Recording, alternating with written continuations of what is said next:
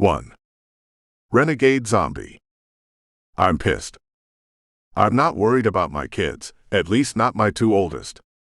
Scattered to the wind again by another crazy survivor. She sent my boy to a depot in Nashville, and his older sister abandoned the township in the company of a scout I trust, another kid I'd crossed half the country with. Everyone was scattered to the wind, but it gave me purpose. And anger. What should have been a simple drive across the country, pick up my two oldest, drive back to grab my youngest, and find someplace to hide out the end of the world, had turned into a cluster. Most of it wasn't even my fault. I just piss people off. I guess it's my face. Granted, before the zombie apocalypse, I was only considered marginally handsome by a select group of genius women. Even as my hairline receded, they blamed it on excess testosterone and told me I looked like my father. Since the end of the world, I'd been shot, blown up, raised, beaten, bullied, made fun of, and even hanged. Those tend to leave scars, and now, though I could not often see my reflection, I looked more like Frankenstein's monster than I did the C-suite ladder-climbing salesman I was before it all started. Or maybe just a really unlucky boxer, one who wasn't that great at fighting but was tenacious.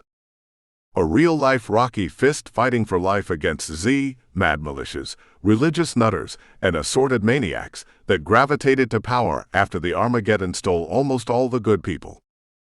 Which made me wonder why I was so good at surviving if all the good ones were gone. Philosophy would come later. First, find the boy. Save the boy. Second, find Biss. Save the world. My world, at least. And yes, those were nicknames for the kids, which stuck. The girls based on the Banana Fana song, and the boy by the fact of being the only one in the mix. I thought I'd have to do it alone. Find and save my kids. But after I used some samurai logic on the mad woman in Kentucky and her group of colonels that sent the boy to Nashville, a yellow bus popped up on my horizon. I planned for another fight and got a pleasant surprise. It was more people from my second family, there to help. 2. Chapter 2. My kids are gone, I said to Brian. We'll find them. Anna rubbed the small of my back. She knew touch was going to keep me grounded, something instinctual. I imagined they could hear my heart pounding against my chest, breath constricted in fear. The boy lost, sent away by Mags on a fool's errand. Them and Tyler missing, gone after him perhaps. Or killed and hidden. This somewhere on the East Coast.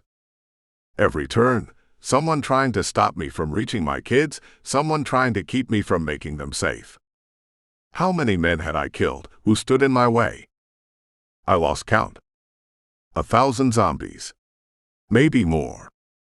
I'd kill 1,000,000 more if that's what it took. The rubbing on my back stopped. Something in the woods, Anna breathed. Her brown eyes were pools of darkness as she stared through the afternoon shadows trying to pick out what it was. I ran my hand along the back of her waist, pulled a pistol she had tucked there, and stalked to the front of the yellow bus. My look shut everyone up. Brian's hands waved them down to make smaller targets or get ready to run. I leaned against the edge of the hood to use as cover, scanning the tree line, trying to look for patterns, searching for whatever didn't fit. The shadows under an oak shifted, moved. Bodies. Lumbering through the trees, slow. I lifted the pistol, aimed, and got ready to fire. The body moved under the darkest part of the tree, half hidden by the trunk. Coming this way. I took a quick look over my shoulder, did a head count. If it was Z, I could get it before it got too close. A spiked gumball bounced off the hood of the bus with a loud clang. I looked back and saw the Shadow Z launch a sidearm pitch. Another gumball whizzed by my head, and I lowered the pistol. Z don't pitch. Z don't throw. Then Tyler stepped out of the woods. Thought you were going to shoot me, he called out. Them stepped out behind him, bundled up in his jacket. Us, he called. I don't remember running. I don't recall scooping her up or spinning her around, and those weren't my tears leaking all over the place. I set her down and grabbed Tyler's outstretched forearm, pulled the slight boy into a hard hug. "We know where they sent him," Bem said. "I was going to track," Tyler confessed. "But it's a straight highway shot." "How far behind are we?" I led them back to the group. "Days," said Tyler. "They could have gone off track," I said, thinking to myself. "Not with the guy they have leading," said Tyler. I eavesdropped on him. "He's a by-the-book dude." By the book. Words that would never apply to me. Throw the book, sure, or crack open a book, always. But my life up until the Z had not been lived by any set of rules. Which is how I ended up mid-level management in a cube farm, nursing rage daily at the constraints of a life I hadn't chosen. Or I guess a life my choices led me to live. 2 kids in one state, a third in another. 2 ex-wives. Money coming in, because that's all their moms told me I was good for. Other men raising my children. Other men hearing about boy problems and dealing with preteen angst, learning their favorite songs and how often it shifted. Other men playing at dad. I got the visits. Long weekends and holidays. It still wasn't enough. Imagine spending a decade of your adult life just sad. Miserable. Waiting for the weekends to show up. But I'm not sad by nature. Never had been. So it mixed in me. All that sadness, all the dreams of a future that didn't happen, of a present out of my control, turned into a singular emotion. Rage. I got pissed. Which, as it turned out, was the perfect emotion to have in a zombie apocalypse. 3. Chapter 3.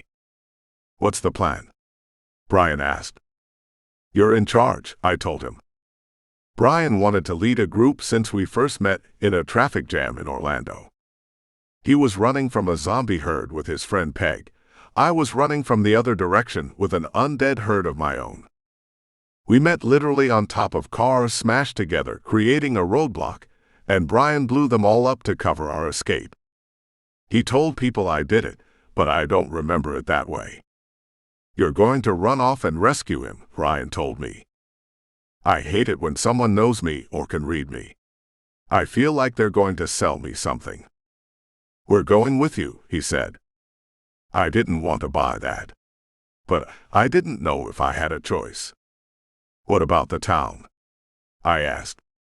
They had left the safety of a small pocket community in Kentucky to follow after me. I couldn't ask them to keep going. Turns out I didn't have to. "We're going to be chased too," Peg explained. "Better to have you with us when it happens." "What happens?" "When her husband shows up," Peg pointed to Anna. "He's not my husband." "It's what he calls himself," Peg explained in the dry sort of way she had of talking. "It's easier for us to refer to him that way." "I don't like it," said Anna, and she glanced at me with a look in her eye. A look that begged for help. "I don't like it either," I said, and tried not to sound distracted. "Good," said Peg. "We need that. To keep us safe." She looked at me too, and it hit me. Who said, I can't appreciate the subtle approach so long as I could see it coming and have it explained to me in small words. They were scared and wanted me around to protect them. 4. Chapter 4. I went back to Pine Bluff once. This is the small southern town in Arkansas where I grew up. I don't remember it being so poor, so decrepit, so destitute. But it was, or is still. Driving around, 20 years after I left, just to visit the graves of my grandparents and look at the places where I spent time as a child. I saw so much potential in the place. Driving by homes built in the late 1800s, still standing period brick structures that looked worn and dirty and tired. I could see the potential of the place, the possibility of a future. Or maybe it was the ghosts of the past. I saw the lingering spirit of what might have been, or what once was a bustling township. Because even though I grew up in the poor part of town, and even though I was poor, there was money in Pine Bluff. Smart men who made lots of dollars. My grandfather was one of them. A smart man when it came to building his skills and portfolio. I wish I would have listened to his advice growing up. But like many young people, I only came to know how smart he was once I was older. What I remembered about him was he built a city. Not all of it, and certainly not enough to even have a street named after him. But he built a reputation for being someone solid, dependable, reliable. And he was good at what he did. At least I inherited that much from him. Blue-collar zombie killer. That's me. 5. Chapter 5. I could hear the screaming and shouting from the building. We stood on a small hill several hundred yards away, just a rise in the neighborhood, that gave us a clear view of what was going on below. Hundreds of zombies surrounded the building, and it looked like the squad was making an Alamo of it. "We can't let you go alone," said Brian. "You came this far," I told him. "This is close enough for you."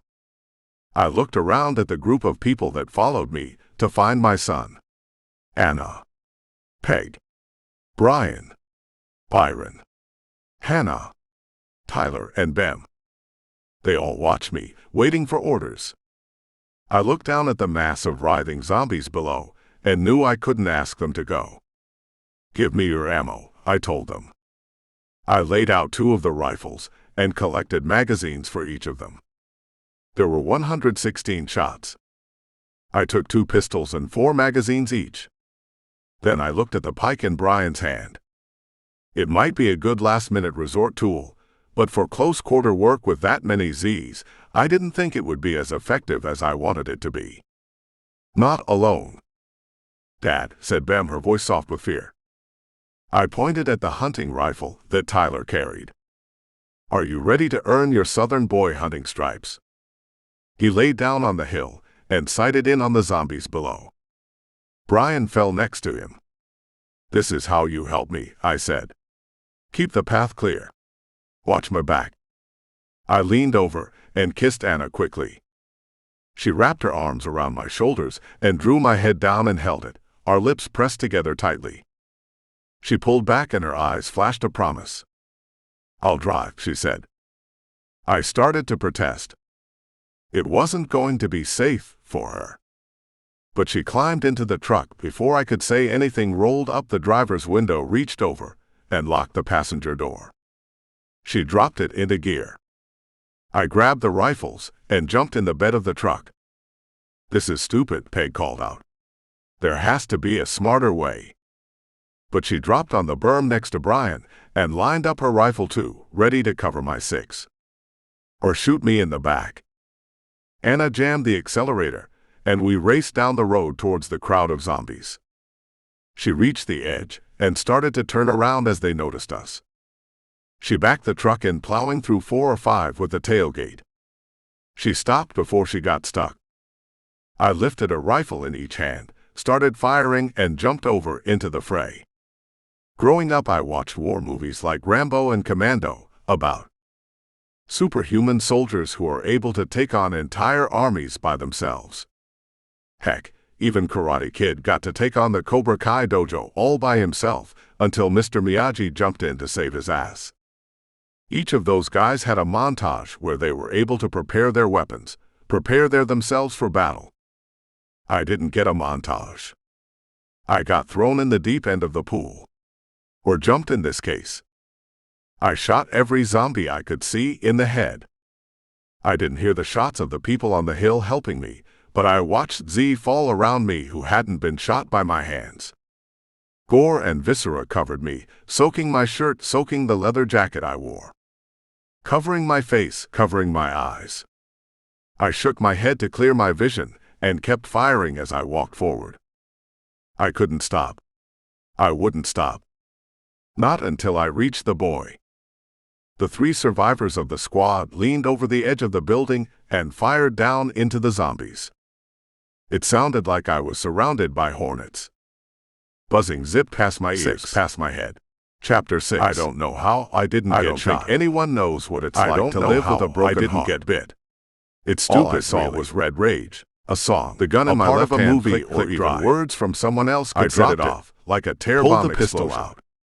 When I lived 16 shots into 16 I would drive my two older children back to Arkansas, stuck it in my pocket, a 15-hour drive, pulled out the next pistol to shoot again. It would usually be after a great visit, then they were beat back, where lots of fun was had. A 12-foot circle cleared by all of my group. I often started out at 6 or 7 keeping me safe, so the kids could sleep as one could be surrounded by dark highways to catch a sunrise. The boy and two other survivors saw the opening, and made a dash for it through the door. More tired still from driving, they ran for the pickup and leaped over the truck bed, collapsing into it. Those barriers we built to block off the pain until my bottom hit the steel bumper. Some singer would talk about driving his son home on the empty rifle and driving back by grabbed another pistol or reminisce about the memories of until the boy reached over and dragged me into the back of the truck with them. Just the little things. And took off.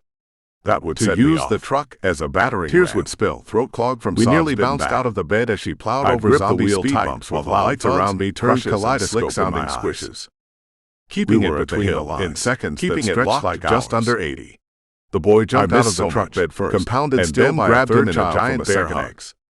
The other two survivors every other weekend, and some trips back to Arkansas. Surprised they were still alive. But most nights I was probably alone, wondering unless I found company. But those answers would come later. I slid over the side of the truck bed, just a respite, stood on shaky giving salt water to a man dying of thirst. Everyone staring at me, nothing quenched, and caught a glimpse of what they saw as Anna opened the door. I don't think I wished that flashed my image back at me. Living in a kind of hell where any sort of happiness made me feel gristle, covering every inch of those little thoughts would pop up in my coat, my shirt, my body, as if I didn't deserve to be happy. You could barely see the white missing out on so much. I guess it didn't matter to old man how many happiness gurus I read, and he let go of them and sobbed. It didn't matter into the kids had keeping his face turned away from my body, men who were better matches the gore and bristle over his torso. As he squeezed me, a bear led me to be alone. I didn't want to let go, and I built a prison of guilt and misery. The tears cleaned my face, which made it impossible to love. But there were clear tracks in the blood, and no wonder I liked killing Z. We could hear the zombies moaning as they groaned up the hill in our direction, chasing after us. And who doesn't like being good at something? Their slow shamble gave us 10 minutes before we had to get out of there. I shuddered, and I wasn't sure what else Anna asked, and shifted the blanket over me with one arm, said the boy as she snuggled against my leg, and used the back of his hand clean off his face. We were in the back of the bus. What? I was supposed to be sleeping, but the memories were strong tonight. He was going to made stronger still by pangs of hunger. He had the virus. Maybe he reached into his adrenaline crash too, and pulled out a map, saving the boy and getting Ben back, fighting through a monster mash of Z to get him. I couldn't sleep. I could watch them though. Them snugged up between her brother and the wall of the bus. He put himself between her and Tyler, a protective measure that made me grin. No joy in the grin though. Biss was still out there. And though we had a direction and destination, we did not have her. Brian thought she was dead. He wouldn't say it, wouldn't call what I wanted to do a fool's errand, but he wasn't about to stay behind or split up the group. I read it in his eyes. The others weren't dropping out either. They had tried a fort. They had tried community. It didn't work. But with me, it did. Maybe it was the purpose. I used to do that at work. State the mission objective, give the vision, outline how to get it done, and turn people loose to do it. It was the same here. We were going east to save Biss. Bisbo Bistan. My shugga bugga little baby girl. She was lost in a sea of zombies, maybe trapped in a refugee camp. I didn't know what we would find, but the mission was simple. Search and rescue. My mission was simpler still. Save the kids. Keep everyone safe. Kill anyone who got in the way, Z or otherwise. 7. Chapter 7. What do you want to do first? Brian asked. I could feel all their eyes on me. Watching. Waiting. Maybe they just wanted someone to blame when things went wrong. Except if that was the case, they wouldn't be here now. Halfway across the country and back. Resurrected from the almost dead a couple of times. Again and again the odds stacked up, and time and again I beat them. Then why the hell would I have any doubt at all? Why would the voices inside my head start nitpicking and Monday morning quarterbacking? Supplies, I told him. It was the first thing I thought of. We need to get the buses ready for a long haul. He screwed up his eyebrows. What do you mean? I meant Anna had a good idea, transporting them all here in them. And sleeping in them overnight gave me an idea. A mobile campsite protected safe. We wouldn't have to look for a new house to break into and clean out each night. We're going glamping, I said. What the hell is glamping? Glamorous camping, Peg explained. He turned an eye toward the bus. In that? You've got to have vision, Bree, I said, and ushered him up the 3 steps inside. The long yellow school bus had green seats on both sides, stretching back for 40 feet to the emergency exit back door. There was a hatch in the roof at the halfway mark, a second exit in case something went wrong. We need food, I said. And water. We're going to take out half the seats, find camping gear, and stay in here. Tools, he said, and he couldn't keep the excitement out of his voice. You're going to build a rolling fort. A piece at a time, I clapped him on the shoulder. It won't give us much privacy, but we can lock it up tight at night. We'll have to hunt for gas too, said Peg. We can siphon as we go, I said. I liked the gleam in their eyes. Forward motion was progress, and now that we had the boy back and a map, we had a destination to motion toward. You get tough because you have to. That's what surviving is all about. Even if you didn't know how before the fall, it's all about learning now, I told them. We're going to fight. We have to. We always will. Wherever there are people like us, there are others who want to take what is ours. They want to hurt us. I glanced around at them, locking eyes with as many as I could. I say Tyler nodding in the back, Brian glaring with fierce determination. Best of all, I saw pride. Pride in Bem and the boys' eyes as they watched me. Their old man may not have been much before, just a manager in a cube farm, spending his weekends doing stuff they had no idea about. Running for long distances that most people wouldn't drive. Playing at the shooting range. Learning to fight for exercise. Just reading about a ton of subjects, and following wherever the interest may lead. All for nothing in a normal world. But hard currency now. And I could teach them all of it. We will fail, I told them. We can't let that stop us. You fall down, you get up. Like that song, said Brian. Exactly. We don't stop. I pointed at the bus behind them. We have shelter we can take with us. Is it going to be tight? Sure. But we can pitch tents on the top and camp under the stars for extra room. We hunt for essentials. Food. Weapons. Gas. Water. In that order. Brian again, making a joke.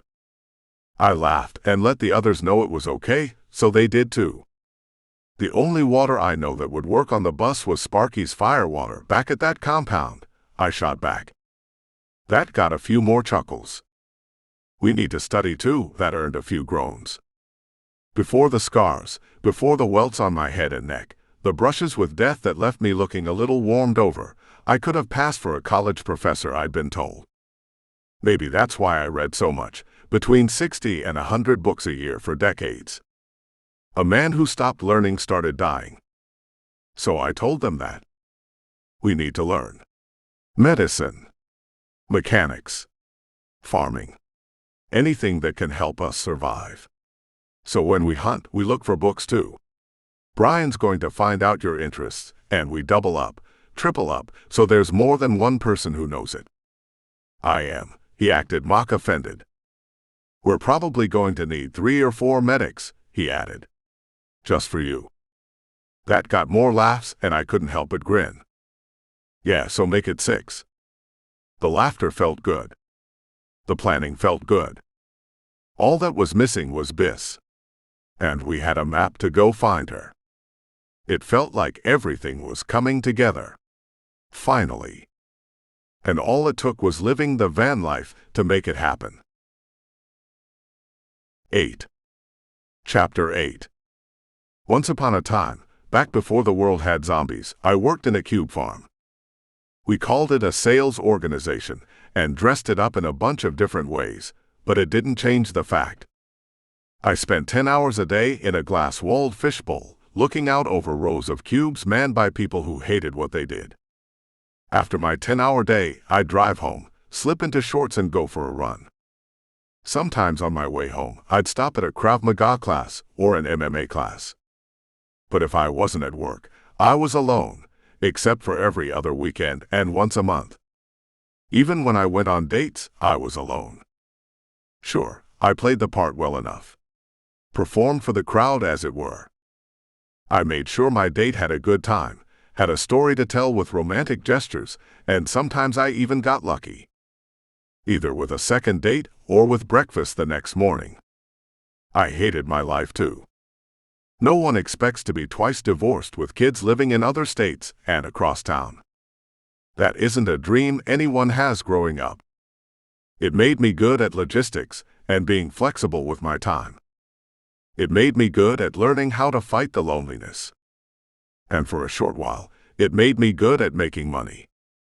People called me a leader because I could say pretty words that made them feel better about our sales job.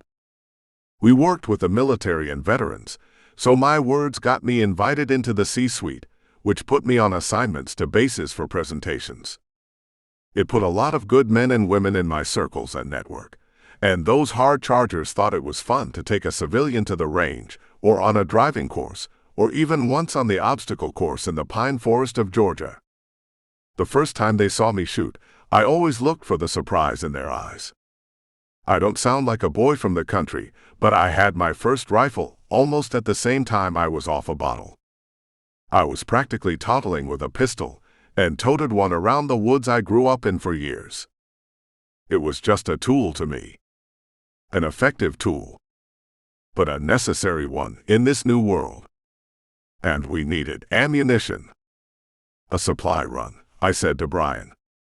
I'm not arguing against it, he said back. I'm just reminding you that you were the one who said we keep the group together. I hate it when people use my own words against me. The plan was for a couple of us to go off in search of supplies. In the past, it had been handled by Byron and his boys, or by Tyler or by me. Now with the half dozen we had remaining, living in cramped quarters on the yellow school bus, I had made the vow that we all do things together. Because the last couple of times I let people out of my sight, they ended up disappearing and getting wrapped up in megalomaniac drama. Or caught by militias. Or run out of safe spaces because their ex-husband showed up. Or maybe not even ex, maybe just some guy who though the moon married them and served green cheese for the reception. Wacko. I rolled my eyes at Brian. He rolled his even harder right back at me. All right, I sighed. How do you want to do this? Hey, this ain't my rodeo, cowboy. You're in charge of this here outfit. He made a voice as he said it, a character actor I couldn't place off the top of my head. I keep trying to put you in control. And look where that's gotten us, he pointed at the bus. I didn't need to look. We were crammed in pretty tight. I had the bright idea to take out some of the seats, which gave us more room to lay down at night, and we carried tents for the roof. But it was still 12 people living the van life in a school bus on the verge of breaking down. There was a book I'd seen in a store about a guy who jammed a bunch of hippies into a bus and took off on a cross-country road trip, but I'd never read it. I wondered how he dealt with so many free spurts. Like herding cats, I imagined. The same was true here. Even though Brian was deferential, Peg whispered in his ear, a doubting Thomas if there ever was one. At first, I thought they were being reason to my ego, the yin to my yang, but that didn't stop it from being annoying. I don't like being second-guessed. At least not constantly. Byron missed having boys to boss around. Tyler had always been an introverted loner. My kids and Anna were just quiet. I dropped my head and let the weight of the world drag me down a little bit. I could feel time slipping past, each second one moment too long, too much distance, too much to hunt to find my youngest. The odds were beyond astronomical. They were impossible. It was a fool's quest, something more akin to tilting at windmills. I was putting these people at risk to satisfy a curiosity. Except for one thing. We had a starting point.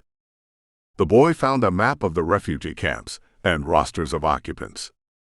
He'd almost died for it, sent to Nashville for the knowledge he had in his head. I took care of the woman who tried to kill him by proxy. But he was safe, and he had the information we needed to get started. Her name on a list. Her location. At least it had been months ago. But if she did what I told her, if she did like Bem and the boy, I could find her. I felt like she was still alive, in my heart. And I'd follow my heart to the end of the earth to make sure she was safe. Supplies, Brian interrupted me. Right, I said. Round everyone up and let's make a plan. He went to get them, and I stared into the woods we were camping beside. Action beat thought almost every time. But it was better to have thoughtful action, and to do that we needed things. 9. Chapter 9. This isn't going to work, Brian whispered. Outside, we could hear the groan and grunt of Z, shuffling footsteps scuffing on the dirt-covered sidewalk. Not if you keep talking, I whispered back, a little harsher than I meant to be. I couldn't blame him. It was my fault we were trapped inside. I could see the boy over his shoulder, staring at me with wide eyes. Fear, mostly. I could almost smell that coming off of him, though we were all out of deodorant, so maybe it was just that. Or it could have been me. I'm going to draw them off, I continued. I'll smash the window, get them excited, and lead them like the Pied Piper. This isn't a fairy tale, Dad, the boy hissed.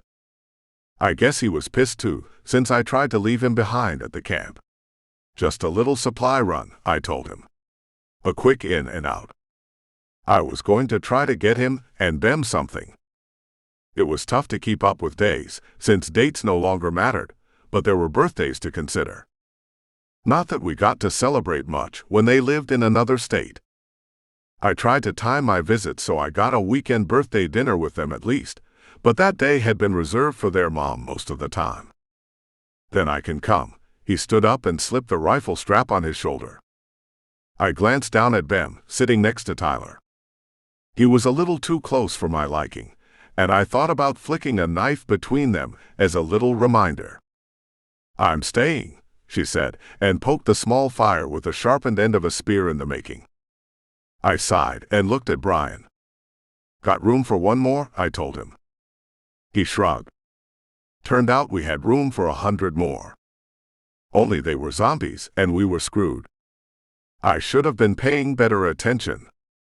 But I was trying to think of something funny to make my surly teen son smile, something that would make him think the old man was witty and funny and as cool as Fonzie. Brian was laughing, straight man to my clown, and I thought I detected a crack in the stoic veneer the boy had taken to wearing to prove his toughness after Nashville. We rounded the corner of a building into a cross street. It was blocked with a row of cars, smashed together in what might have been an avant-garde art sculpture in a mid-sized Midwestern town where the locals tried to figure out what it was about. I wasn't too concerned with the accident that created a wall of twisted plastic and metal, too deep in some spots. I was more concerned with the rotting walking zombies pressed against the wall, as if the weight of them could push through. A herd. A bunch. A big group all pressed into the block of space between the two buildings, a natural corral. Just as I hit the punchline, and Brian guffawed. A chortle, really. A quick intake of air and expulsion of wind with noise. I froze. He froze. The Z did not. The back row turned, almost as one, which attracted the attention of the next few until all of them started shuffling our way. We had bullets. It could have been a zombie bloodbath, just like shooting Z in a barrel. Except we didn't have 100 bullets between us. So we ran. Back the way we came, and around another corner where we discovered something new. Shit. Brian huffed. We were used to not screaming. I guess our walk along the street into town attracted attention too. More Z, shambling and shuffling, not as many as behind us, but too many to fight through. Then the second herd made the corner, and we were trapped. Door, I pointed and led us toward the discount storefront. All windows, all covered in brown paper and faded shoe polish paint that told us it was going out of business. The grime on the windows said it had gone long ago, which was why we passed it in the first place. No reason to plunder an empty spot, but a good reason to hide in one. The Z converged on us.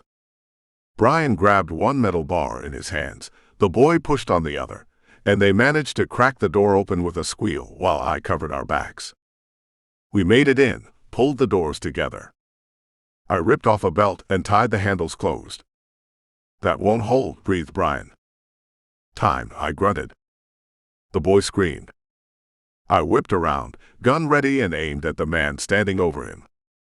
One shot, one kill, and his plastic head showered the floor and walls with shards of filling. I bet the Z could hear my heart thudding through the windows. Okay.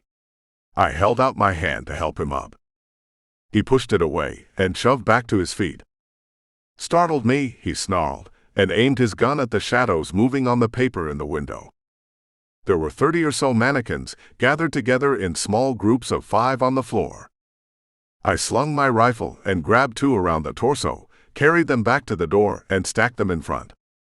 I made 2 more trips before Brian joined me, then the boy. We created a pile of obstacles, one more thing the Z would have to push through or slow them down if they got in. When they got in, if you see a rope or belt, grab it for me. I kept pulling my waist up as it slid down. The zombie world diet had left me too little butt to hold up my pants. We did a quick check of the building, but other than the dummies and dust, it was empty. The back door was boarded shut, too tough to break out. I guess whoever owned the place thought a break-in would come from the alley, or there were enough eyes on the glass front that it didn't need additional security. Roof? I pointed to the ceiling as the Z horde built up on the outside, enough we heard glass crack. It hadn't shattered yet. We only split up our eyes as we searched the ceiling for roof access. But buildings built in the 50s or 60s, in small town wherever the hell we were, used ladders from the outside, not in because we couldn't find anything that would let us out. The glass sounded pained as more weight pressed against it. The mannequins shifted on the dirt on the floor, scraping in a terrifying sound as we cowered in a corner of the one room. I'm going to draw them off, I said. I checked the load in my rifle. It was a bolt-lever Winchester 7-shot, and it was stupid to bring on a hunting trip. It would have been smarter to grab a couple of 9mm pistols, which we had 4 boxes of ammunition for, but Anna told me the rifle looked cool, and I kinda looked cool carrying it. Which made me smile. And since I hadn't smiled enough since the Z showed up, I carried the rifle. 7 rounds plus 10 in my pocket. 100 zombies. Shoot that window, I told the boy and pointed across the room. The glass stretched the entire front of the building, and I directed him to one corner. That pane would shatter, and draw the Z in that direction long enough for me to smash and crash through the other side. The plan was to bust out of the other side, make noise and be a huge distraction to the rest of the herd, get them to follow me, and buy space for Brian and the boy to get loose. When this happens, I told them, run. Don't stop. We can help you, the boy growled. And if I need it, do it, I said.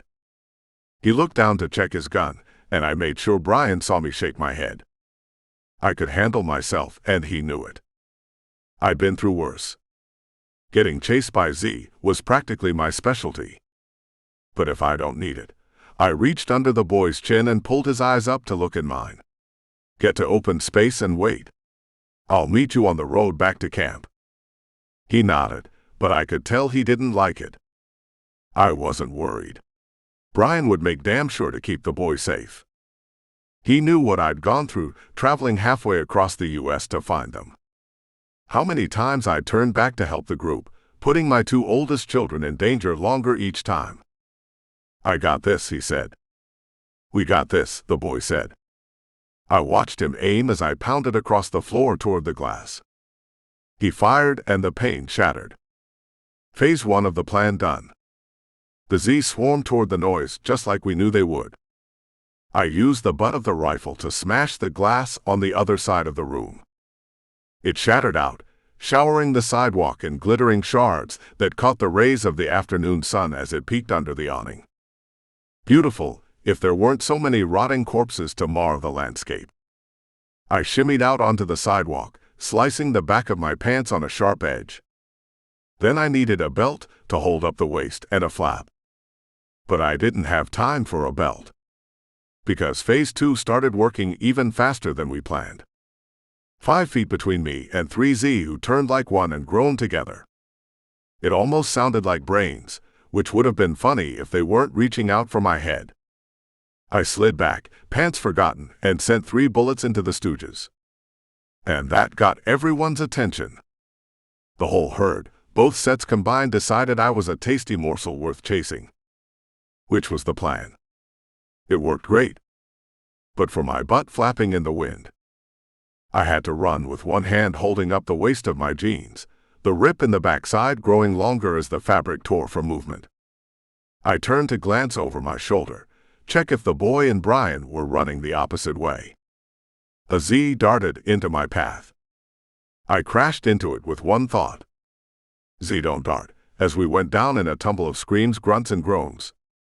I was pleased I wasn't the only one making noise. Z don't scream, I said as I shoved up off the ground. My pants were toast. The fall was too much, leaving both legs dragging behind me, only hanging on by the seams at the bottom. I still gripped my gun and aimed it at the rag-covered zombie squirming on the ground. Don't shoot, the Z screamed. Then he stood up, both hands in the air. You're naked, said the kid. I glanced down. The front half of my jeans pulled on the tips of my boots, the back half stretched out like a shadow behind me. We're gonna be dead if you don't get moving, I said. The Z lumbered closer. I didn't have to convince the guy to sprint. I might have run faster too, if a naked man was chasing me. 10. Chapter 10. We met Brian and the boy on the edge of town. I did not appreciate their laughing, especially when the new guy joined in. I used to be better at flirting, which I wish I could do with Anna. There is something to playful banter and the promise of what might be. But like many things now and the way of things as they are, flirting is something that is lost. At least among the survivors. Maybe the Z flirt with each other. The way the drool hangs from a black lip, the sound of a moan on the wind. Who knows? Flirting though with adults was, if not gone, then set firmly aside in favor of practical decisions. It was not extinct among the teens. I blame the hormones. I watched Bem and Tyler exchange glances and little giggles. Soft brushes of one arm against the other. The father in me railed against it. Her youth blazing like a fire, and me wanting to build a wall around her. But I saw it in the boy too. The way he grinned at Hannah, the winks he shared with the other women, Peg and Anna and the rest. I envied him. I envied his light-hearted nature and ability to make friends so fast, a gift from his mother to be sure, because I was a shallow extrovert in the past life. All surface and no depth. I did not make friends well, though I had a share of acquaintances. Friendship for me was hard-won and once done hard-fought to keep. Easier to be alone, I think, than to worry what others feel, care, say or do. I kept many friends in books and in movies, who shared their ideas through writing and images. But even that took a toll on me. It made me a lesser man. I joked when called out on it. If a Scotsman wants to talk to an equal, he prays, when people I knew would comment on my solitude. Defense mechanisms, actions designed to keep everyone at a distance. Traceable to a childhood trauma, no doubt, and easy enough to blame others for it. If I were the type to blame. My son, the flirt, the friend. My hero. I watched him move next to the small kid, hidden in a hoodie and layers. Are you okay? He asked. Small hands lifted the hood back from long, dirty blonde hair, crisp blue eyes staring at him from under a layer of grime. The kid I thought was a boy was a girl. And my son knew it, in an intuitive sort of way. He scared me, she said, and glanced past him to look at me.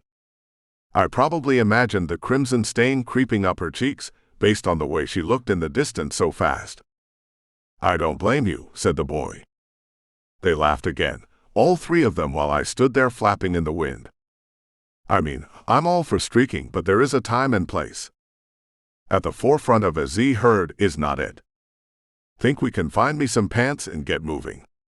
I suggested. I didn't wait to see if they followed, but I could tell they did. Brian supplied the catcalls the whole way. 11. Chapter 11. 3 miles later, we found a house. It had clothes and food and some supplies we could use. I dressed in pants from the closet, cinching a belt tight because they were a little too loose in the waist for my new post-apocalypse Z diet. Sheets, Brian called to the boy and his new friend, who introduced herself as Karen. She was a couple of years older than him, from what I gathered, a couple inches shorter from what I observed. Too hungry, too scared, and too alone on her own for quite some time. Surviving. It's what we do now.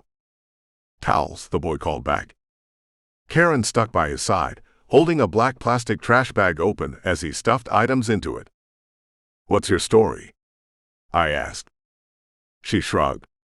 Dad, the boy admonished. Leave it, okay? I watched him walk down the hall, searching, and the young girl followed in his wake.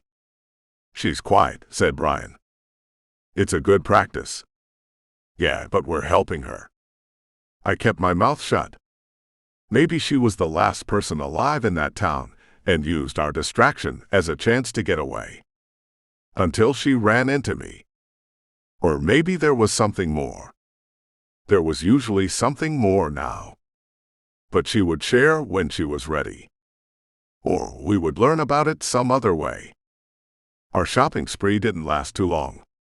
The owners, wherever they were, had not left much, but we scored soup and spaghetti noodles, lots of both. I made sure we emptied the cabinets, double-checking for spices and even ketchup packets from fast food joints that some people collected in drawers. Hundreds of them. Then we checked the garage and a 5-gallon gas can full next to a lawnmower. Brian plopped it in a wheelbarrow, and we took turns rolling it back to the bus.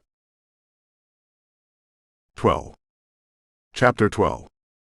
Them and Tyler were missing.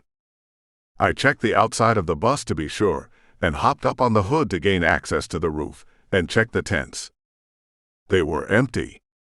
I saw Brian and Peg come out of the woods lugging blue 5-gallon containers of water.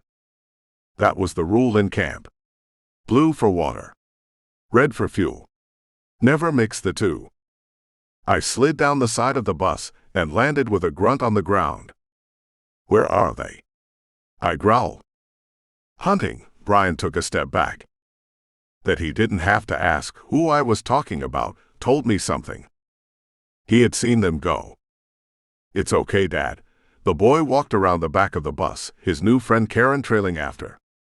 She can take care of herself. I knew she could. When we found her back in Arkansas, she had been 3 days up a tree as a zombie pack circled the bottom. She was smart and ingenious, and she was with the scout I trusted the most. That's not the point, I said. I told you no one goes off alone. I didn't, the boy answered. He was getting to be tall, almost as tall as me. The edge of manhood was upon him, a time when he would normally be getting nervous about the girl he wanted to ask to a homecoming dance. Not in this new world. She didn't either, he pointed out. Anna came up behind me and put a hand on my arm. It wasn't a tight grip, more of a gentle nudge, a reminder to let me know she was there. Maybe even her way of telling me to calm down before I lost it. I took a deep breath. I said no one goes alone, but you two are to stay in camp. Here where I can protect you. The others had gathered around to watch, but no one was talking. The boy cleared his throat. Dad, he shook his head, looking way older than he was meant to be. That's not fair. It's not fair to anyone else here, and it's not fair to us. I don't care, I shot back. I want you safe. Brian scooted the water cans closer to the back wheels of the bus and turned to face me. She's with Tyler, he reminded me. He's the most capable guy around here. Peg was more succinct. You're being ridiculous. She set her water containers beside the others. We all have to pitch in, the boy said. I've never been one for getting ganged up on. Something about it turned all of the reason inside my skull into pure stubborn obstinance. As much as I practiced stoicism and strength of will, it was easy to slip over to the dark side of being an ass. I could feel the desire to dig in my heels, kicking up a notch. Anna reached up and grabbed my face. She pulled my lips down to hers, and though there wasn't much sensuality to the kiss, it was still enough of a shock to drag me back from the darkness and allow a little bit of common sense to rear its simple head. Okay, I sighed. I'll give them 5 minutes before we go look. She smiled and nodded. Just like that. No words, just a touch and a smile. I smiled back, feeling the ache of worry loosen its grip on my gut. Then Bem stumbled out of the woods covered in blood. I raced to her and scooped her up, carried her back to the side of the bus. Anna and Peg moved in with towels, water, bandages. They tried to move me aside, but my hands were going over her arms, her neck, as I searched for the source of the gore that covered her. She was sobbing and croaked through the tears. It's not me. It's not mine. I stood back for a moment and let the two women clean her off. Tyler? Brian asked. I'm okay, he said as he cleared the woods and came across the road. Unlike Bem, he was clean, just small spatters of blood across his face and clothes in splotches. We ran into a small herd of Z, he said. You should have seen her in action. He stopped in front of Bem and too close to me. I didn't see him stare at her in admiration. I didn't see her give him a smile that stood out against the ichor-stained skin of her cheeks or wink up at him. All I saw was red. I grabbed him by the scruff of his collar and back of his pants, lifted and threw him across the clearing. He landed in a rolling tumble that bounced 3 times before he came to a stop in a heap. Then I was on him, rolling him over and dragging him up by his coat. You took her out there, I screamed. You almost got her killed. I lifted him off the ground and prepared to throw him again. Brian grabbed one arm, the boy the other, and yanked me away. They fought to drag me off him and settled for just a holding pattern long enough for Tyler to crawl away and set his back against the rear tires. I shook off Brian a little harder than I meant to, lifted the boy up, and half carried, half dragged him with me toward Tyler. The scout didn't even lift his hands to defend himself. Tears tracked down his cheeks. I'm sorry, he sobbed. I'm sorry. Bem threw herself in front of him and glared up at me. Stop. Then Anna was against my chest pushing back, and Brian dusted himself off to get back on the free arm. I stopped fighting them and settled on a look. Tyler shrank even further. I'd never hurt her, he said. I'd never let her get hurt. You have to know that. Dad. Bem shouted. She got in my face right next to Anna. He saved me, she screamed. It wasn't his fault. I could feel my pulse in my ears, the swish-swoosh of my heart racing as adrenaline coursed through my veins. Brian whispered on one side, Anna cooed on the other. I let the rage go off like waves, a slowly receding tide. They could feel me relax but still didn't let go. I'm sorry, Tyler said again. They don't go off without me, I told him, and glared at everyone else. Does everyone understand? Dad, the boy said, sadness in his voice. Bem just backed up and settled beside Tyler. Peg tipped one of the containers and wet a fresh piece of cloth. You know, the whole hulking out thing is cool when you do it for us. She started cleaning up Bem again. Not so much when you do it to us. I took a step back. They get it, Anna said. We all get it. No one wants your kids to get hurt. No one wants any of us to get hurt. I wanted to tell them they didn't understand. They didn't know what I had gone through, what I had been through to reach them, to get them this far. What I'd had to sacrifice, who I'd had to kill. I knew I was losing my soul, bit by bit in this new world. The pieces of me that made me who I am were slipping away, being replaced by the type of person who could live in this new world. I looked up from her and saw the others watching me. Scared. Worried. I put a hand over Anna's on my chest and held it there, so she could feel my heartbeat in her palm, slowing down as I regained control. Are you hurt? I locked eyes with Tyler.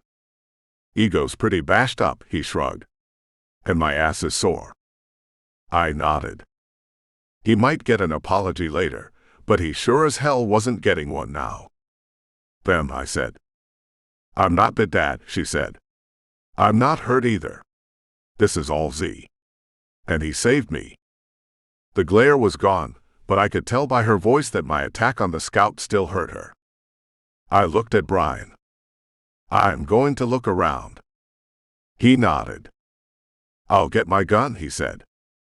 Stay here. Watch everyone. I stepped toward the front of the bus. Anna followed.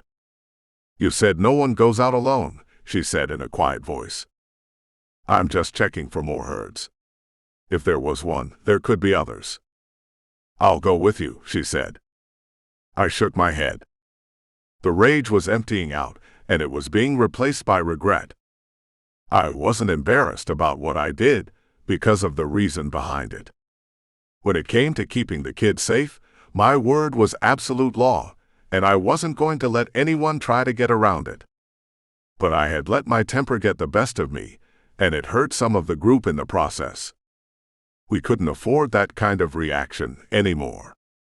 And damn it, Peg was right. Save it for the bad guys, the Z or anyone else who tried to stop us. These people had my back, and Tyler had been by my side in more than one fight.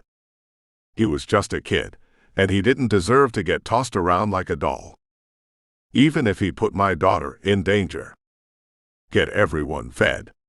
Get everyone ready to move. We have gas and water, so we can make another 100 miles east today.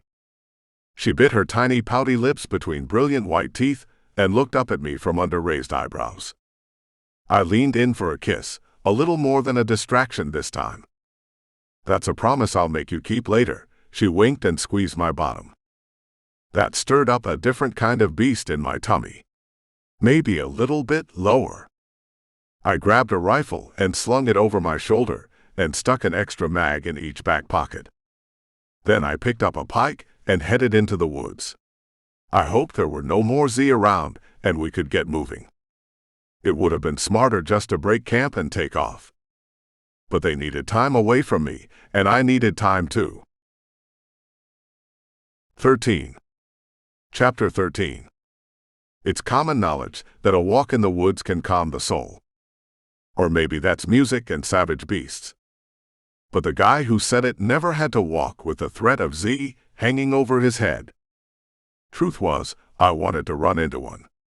Or 6. I could take out some aggression on the Walking Dead. But I was glad I didn't. The birds flittering through the trees played with each other, singing songs about their world, unaffected by zombies or firefights. It was like they were in a different world, and I suppose they were. What did the animals care about the end of our world? The walk did the trick, the sun flicking through the tree branches, warming my skin when I walked through the broad patches. I felt the tension ease out more with each step. Muscles that I didn't know ached started protesting.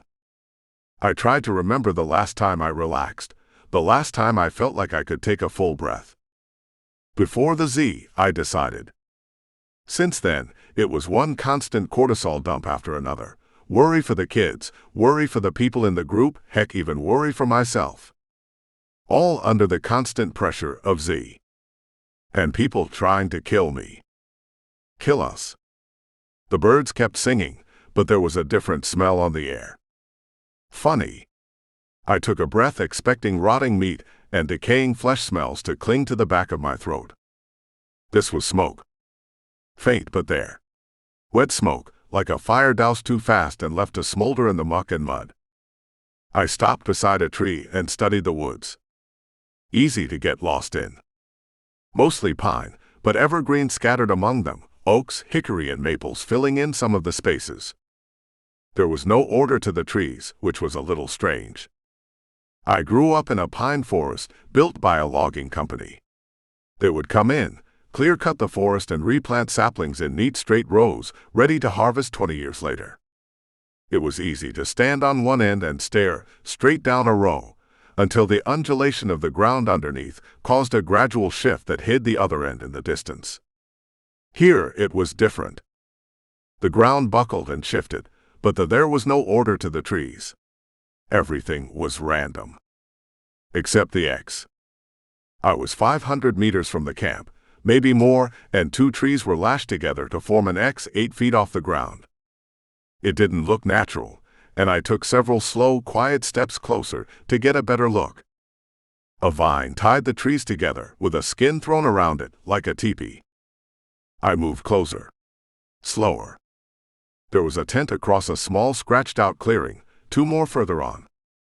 And a shallow pit scraped into the earth full of mud and ash. Smoke trickled off gray charred logs. The campsite was empty, but only by just a few minutes. This close to our site. If they had waited to say hello, or a vent to start shooting, it would have answered a question. Like what they wanted. But since they disappeared, probably after seeing me walk through the woods, it made me nervous. I stopped behind a tree and kept watch for a few minutes.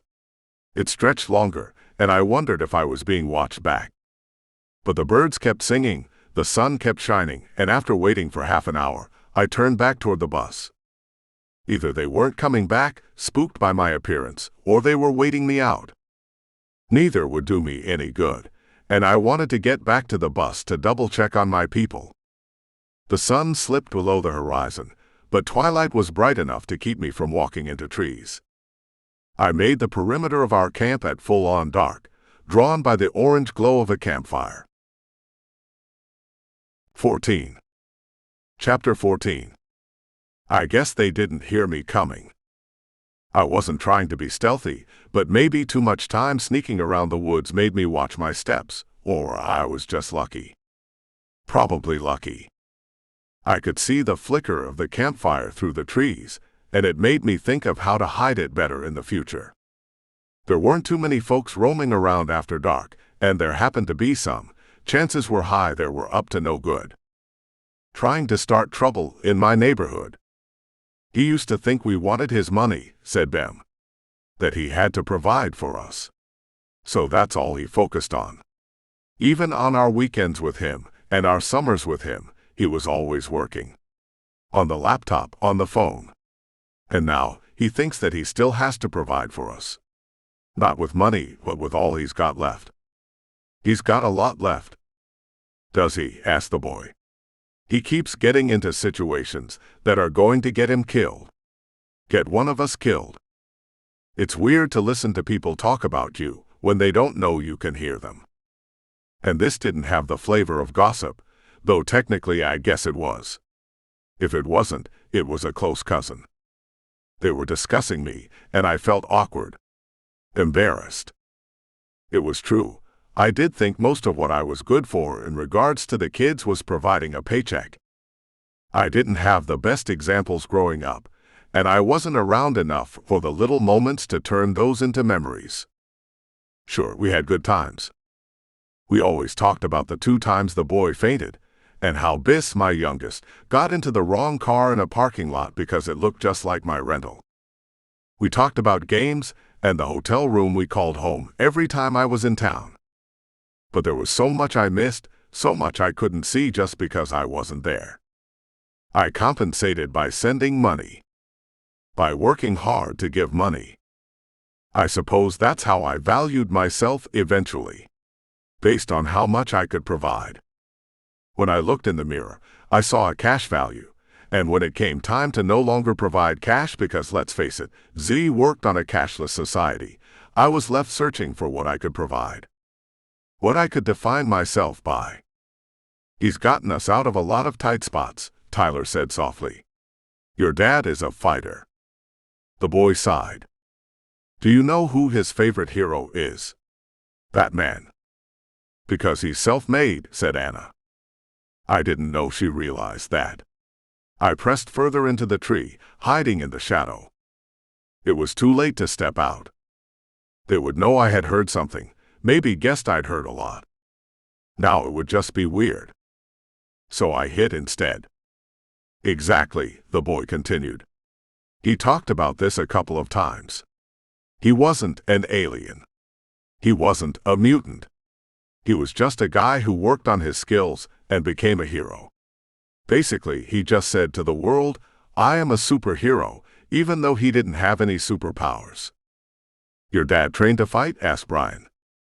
Probably. We don't know what he did when he wasn't around us, but he had a lot of time to fill. But what he said about Batman, about a lot of superheroes, is, did they create their own enemies?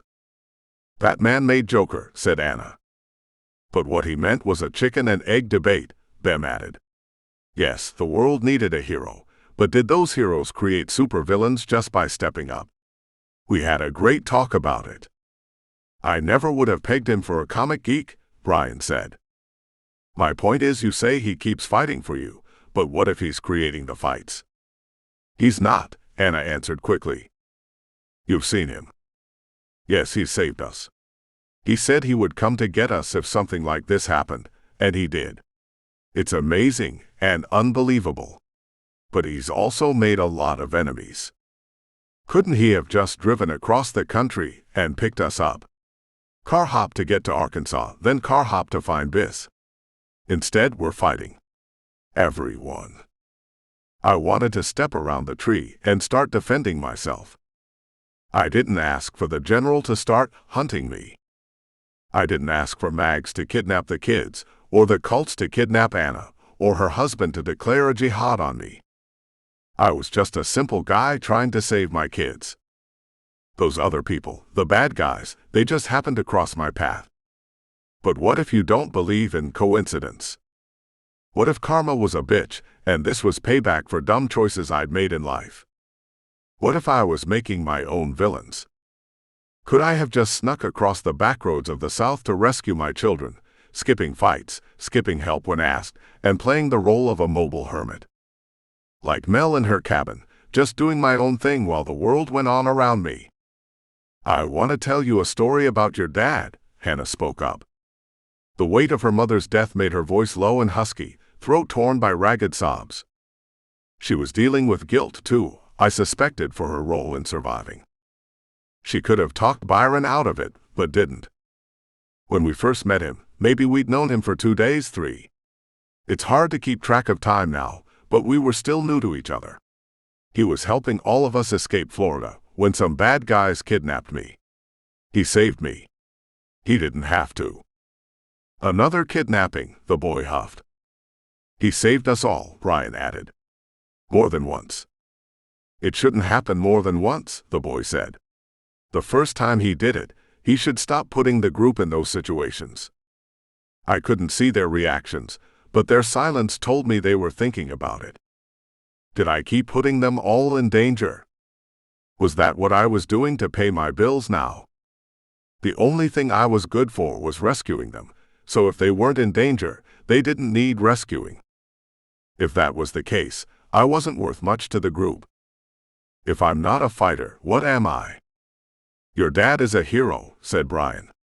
We can second-guess everything, every decision, every fight, and everyone we've lost.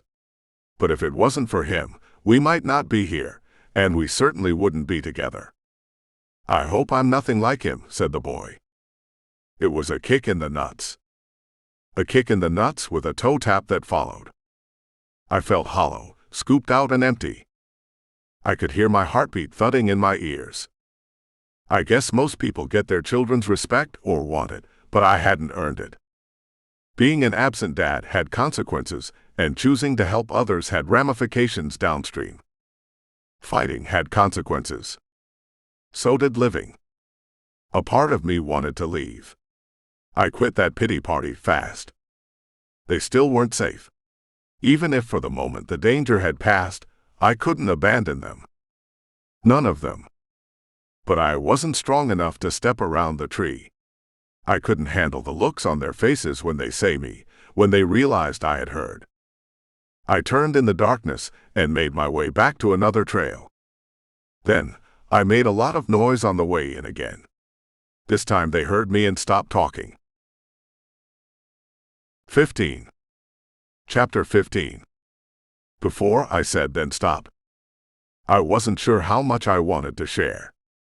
But once a woman has wiped zombie guts off of you, bathed you in pink bathwater, and picked the gristle and bone from your hair, there aren't too many secrets left.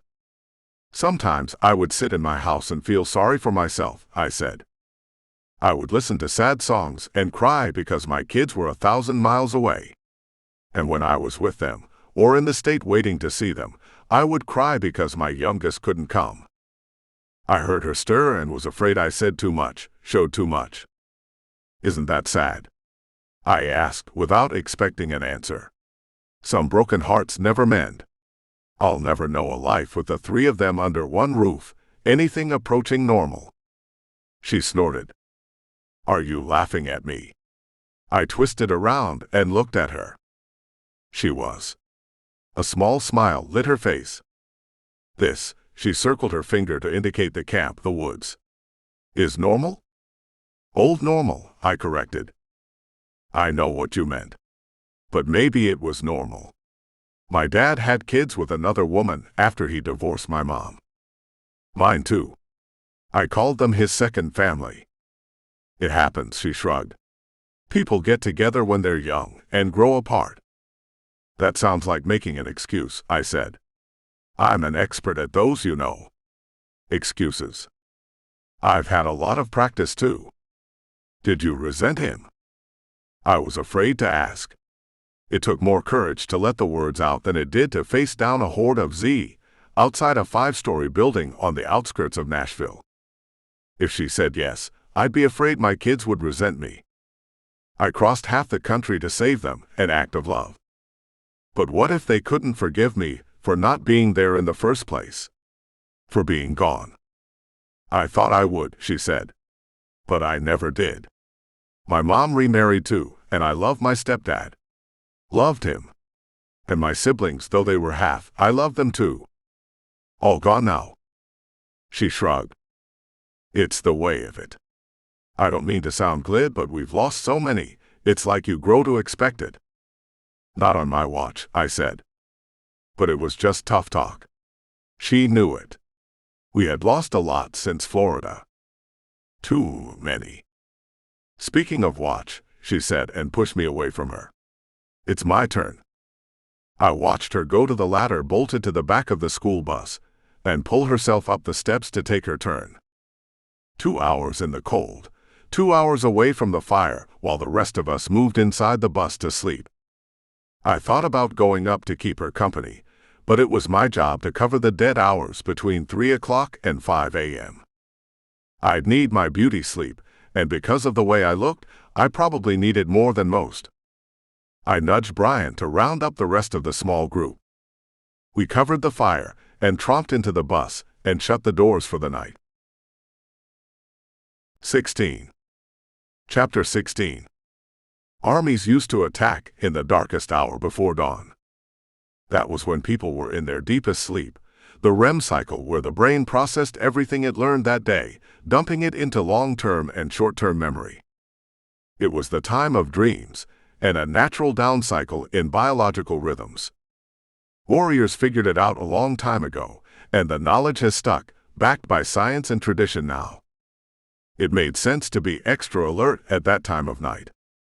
Which is why I picked it. I'm not saying I didn't trust anyone else. I am saying that they had yet to earn my trust enough for me to stay off the top of our bus during that time frame.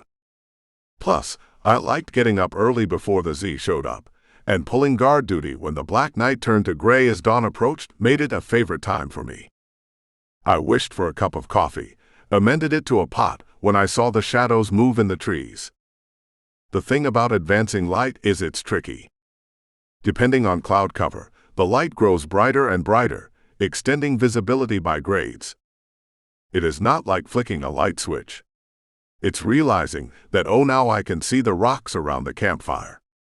Oh, now I can see the tree.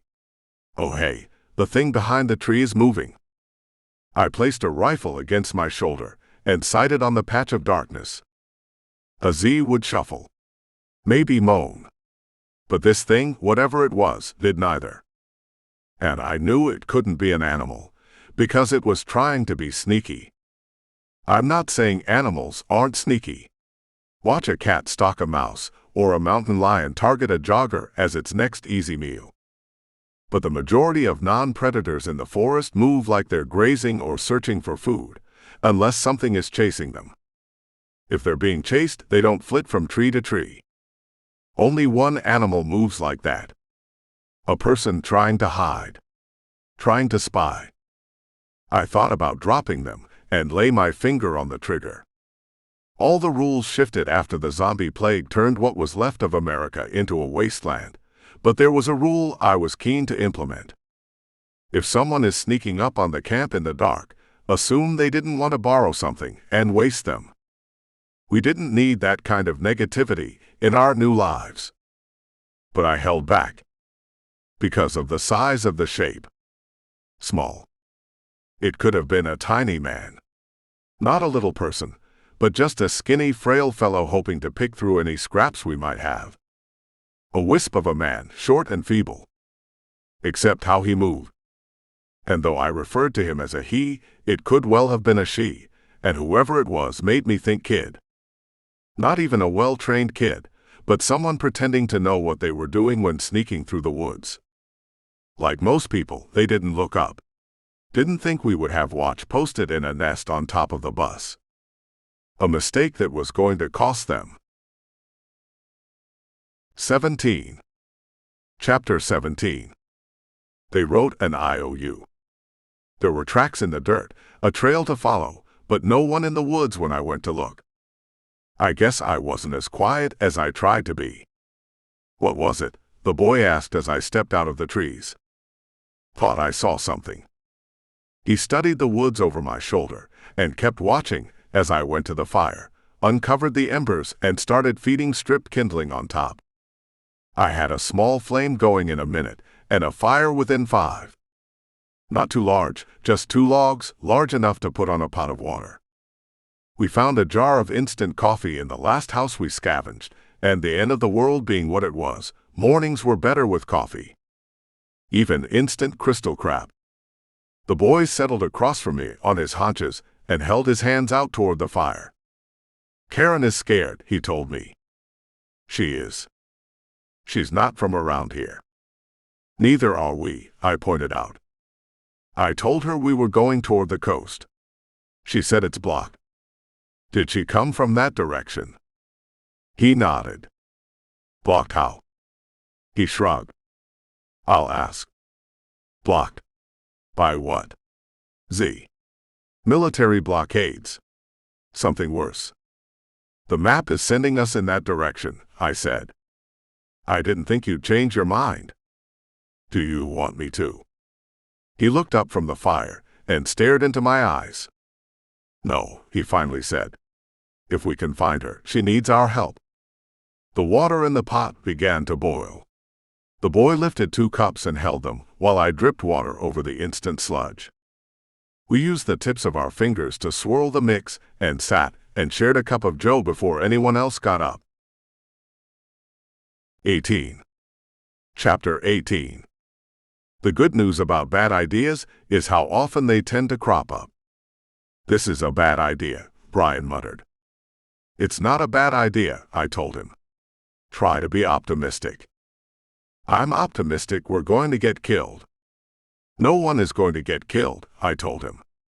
But I wondered myself. It wasn't the best idea I'd had. And since getting the kids back after Mags in Nashville, I had one very important item on the top of my to-do list. Keep them in sight. It made hunting for food and supplies more difficult. Them and Tyler seemed joined at the hip, so we were a quartet with a 5th who didn't want to leave my side. Anna. Images of us moving in a shuffle-step huddle, all connected as we hunted door to door filtered through my mind, and a wry grin tickled the corner of my mouth. "See," said Brian. "Even you think it's a bad idea." I took a breath that was on the verge of a sigh. "Do you want to go first?" I asked. "Hell no, I don't want to go first," he said in a whispered yell. "I don't think we should go at all." I nodded. "Stay here," I told the boy. He passed it down to Ben, Anna, and the rest. The tracks in the wood led to a hidden roadway that stretched through the forest. Pines created a canopy of boughs along the lined and manicured road, out of place in the woods where the wild was reclaiming its rightful place in the absence of people. Except here. Here, everything looked tended. I was sure there were still Z in the woods, Z over the hills and down in the dales. We would not be free of Z for a while, I thought. But here, on this road, everything looked normal. Before end of the world normal. I stood up out of the shadows of the tree and started walking up the long drive toward the gate. The crushed gravel crunched under my boots as I studied iron bars, a little surprised there were no Z bumping up against the edge trying to get in. The absence of their moaning groans did not mean the absence of Z. It just meant I hadn't seen them yet. Someone saw me, though. The gate was flanked by 2 red brick columns that jutted up 12 feet, end caps to a 10-foot section of black bars connected to a smaller brick tower on either side. The fence ran as far as I could see in either direction, curving to disappear into more trees. "Good fences make good neighbors," I said out loud to mask my surprise. Each of the columns on the fence had a security camera attached on the top, and both swiveled in my direction, moving as I made the approach. I held up a hand waist-high and gave a small wave. This was the dumb part Brian was talking about. Too easy to get shot, too exposed. My idea had been to walk up and test the gate, see if it was locked. He argued against it. Looked like he was right. I could hear the whir of the lens in the camera as it zoomed in, a high-pitched mechanical sound almost forgotten in the silence since the fall. A tiny gray speaker box next to the gate crackled to life. "No solicitors," a man's voice said. I grinned. I hadn't expected that. "Seriously," the man said. "We can't help you. Go sell crazy somewhere else." "I'm not trying to sell you anything," I said. "I just came to borrow a cup of sugar." He didn't get his finger off the speaker button fast enough, and I heard him laugh. Then footsteps.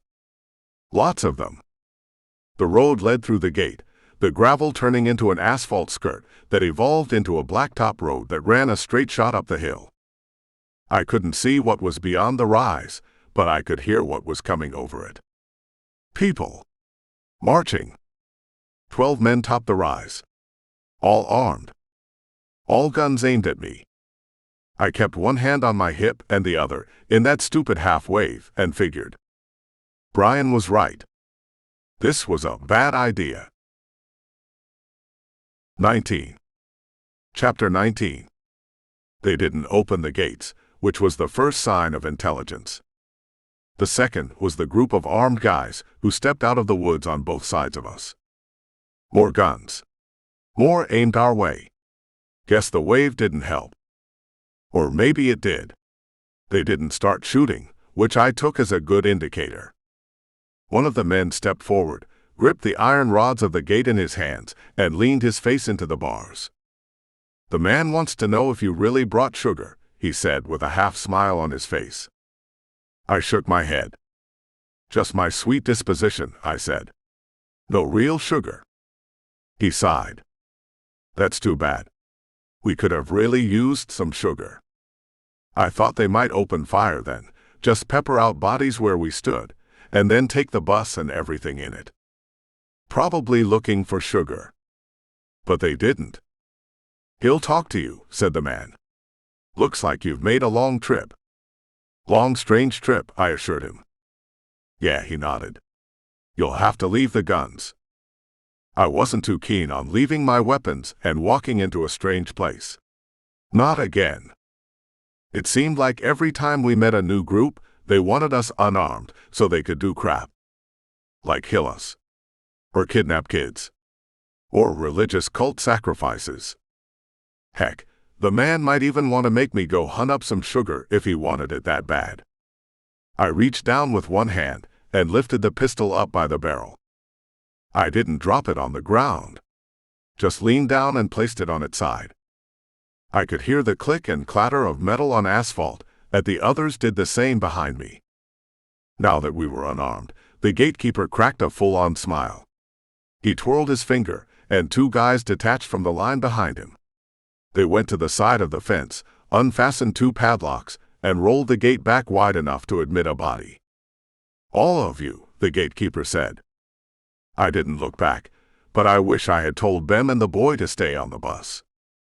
Fat lot of good it would have done me, surrounded like we were. I started walking in through the gate, heard the shuffle of feet behind me as others followed. "You in charge?" The gatekeeper fell in stride beside me and kept walking up the road. I shook my head and made a motion over my shoulder. "He is," I said, indicating Brian. "I just do what he says." He dropped back 2 steps, and Brian stepped up to meet him, keeping me in earshot, which I thought made Brian a smart cookie. "Stroud," he said, introducing himself. "Brian." "We'll trade stories later," Stroud said. "If the ambassador decides you can stay." "And if he decides we can't?" Brian asked. "I bring you back to the gate, you get on your bus and keep going." Brian nodded. "That sounded a lot better than, 'We kill you and keep all your crap,' which I expected." I planned for it anyway. Not that it would do much good against their guns, not here on the road with men marching on both sides of us. "Ambassador?" Brian asked. "Yeah, he was a big shot in D.C. before this," said Stroud. "You'll see." We topped a shallow rise, and I almost stumbled. The community looked like something that belonged on a postcard, and certainly not in a post-apocalyptic Z world. The men didn't let me appreciate the view much. They kept marching, and I heard Brian and Stroud step behind me, a sign I should keep going too. So I did. The road rolled on a slight decline toward a small creek. An ornate bridge spanned the creek and led into a grid of row houses built around a common square. It was more than a planned community, it was a planned oasis, a pocket neighborhood built in the middle of the woods by developers, helping people escape the city before the fall. Designed to imitate a kind of life that only existed in movies, each home was narrow and tall, a mix of 3- and 4-story constructions that towered over the narrow street. Alleyways ran behind each row of houses for cars, since the streets were little more than cobblestone pathways that separated the front porches with some green space. It was serene, with women and children gathered on the porches to watch us pass. The serenity started to get creepy when they didn't say anything, just watched as we walked by. It wasn't much of a parade. We didn't throw candy or beads, and even though I thought a marching band might help, we didn't have one of those either. Just walking between the rows of houses toward a building off the center of the square. I couldn't say what it had been in the past life. It had windows on 3 sides that let it overlook the square, and a wraparound porch on each of the 3 floors. There were chairs on the porch all the way around, and a mix of different type and style. It looked like a meeting place now, and one that was used with frequency. "Stop," Stroud said. I did at the bottom of the 5 steps that led up to the deep porch and double wooden doors leading inside the community building. They opened, and a man stepped out.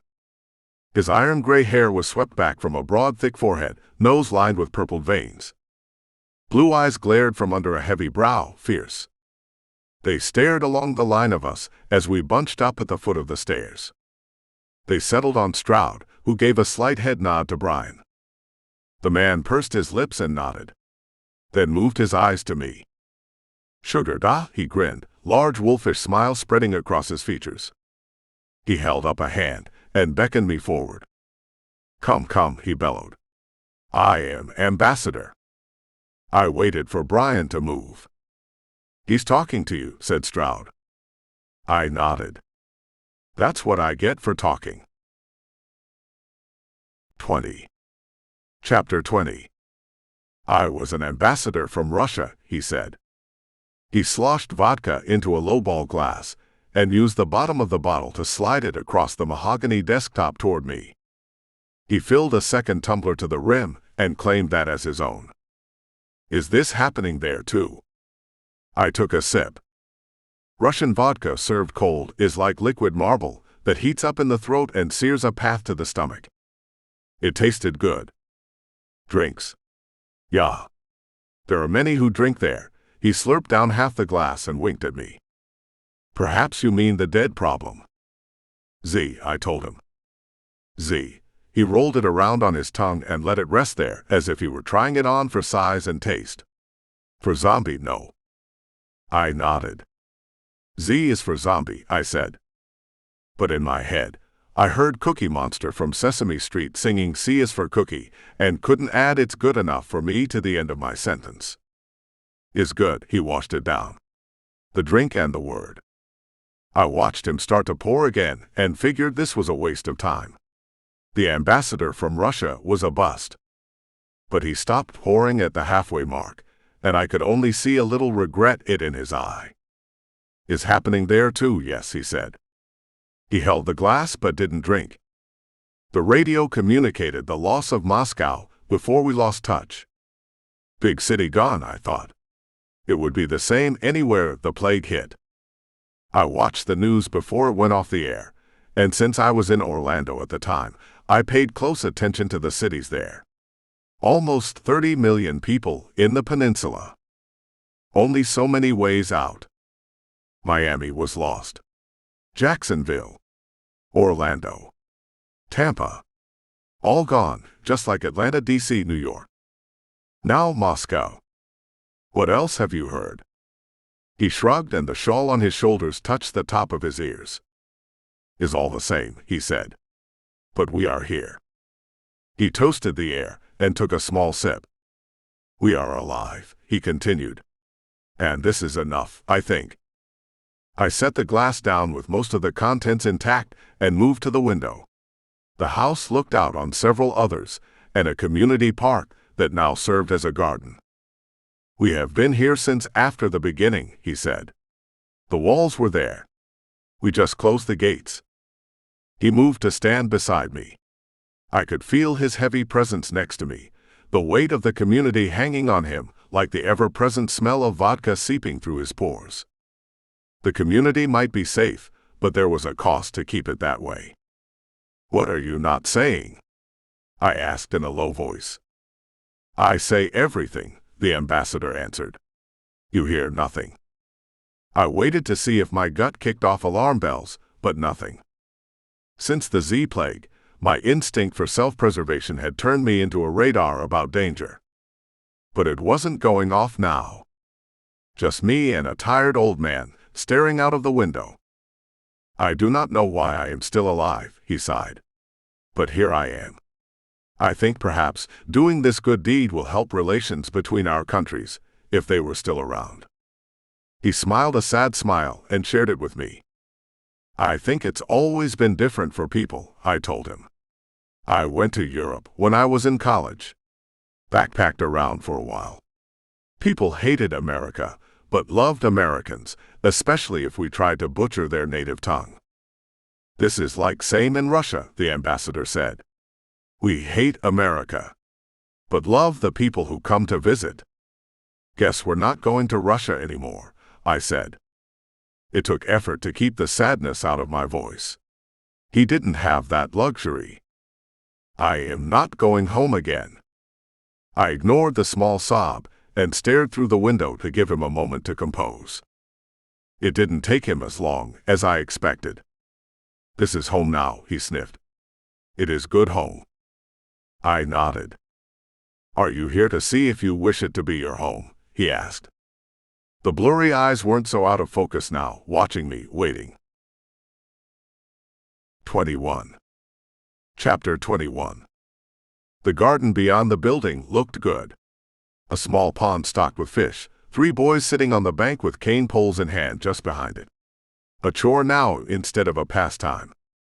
Fish and veggies and whatever they could scavenge. He settled into one of the chairs and invited me to sit beside him. It looks like a good place, I told him. The tour had carried us through town, up and down narrow walk streets. People worked or sat and watched us. Not scared. Just curious. We have been watching you, he said. The kid in the woods. He laughed. Was no kid, the ambassador said. Was Gregory. As if I would know him by name. He pointed. A small guy walked down the street away from us. He still looks like a kid. Is specialty of his, the ambassador told me. Slight frame. Can move fast if he likes.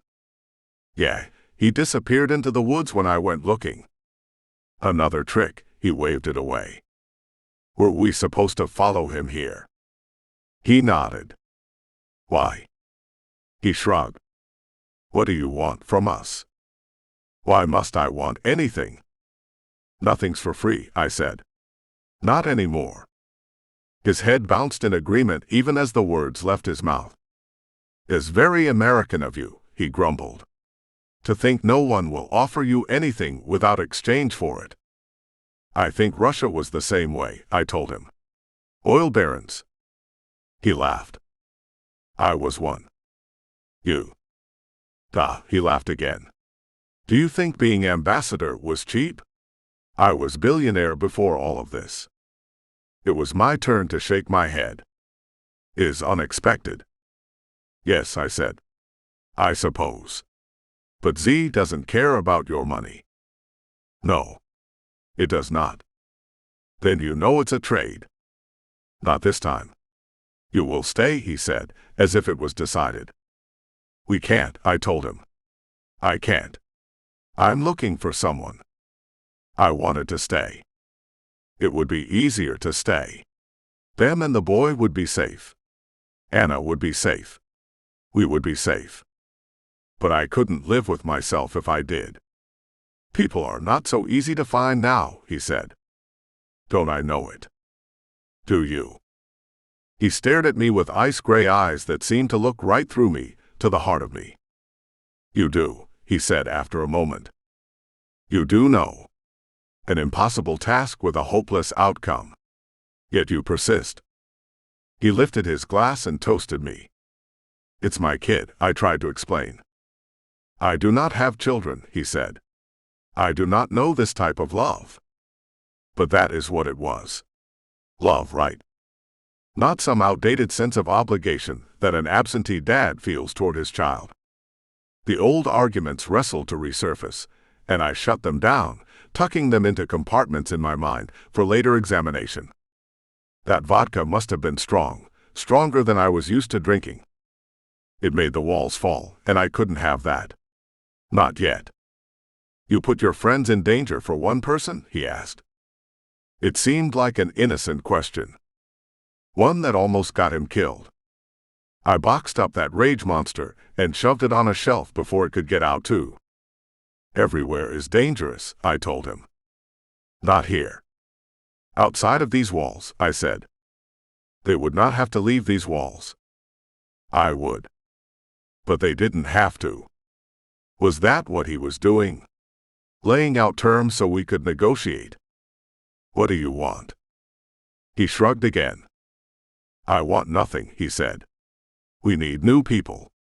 Survivors. Your group would make a hearty addition to our colony. Where's the angle? I squinted. I do not know this angle, he said, and kept his eyes locked on mine. Then what do you want? Footsteps pounded the wooden floor outside the door, and it was thrown open to reveal a breathless young man gulping air. You better come quick, he gasped.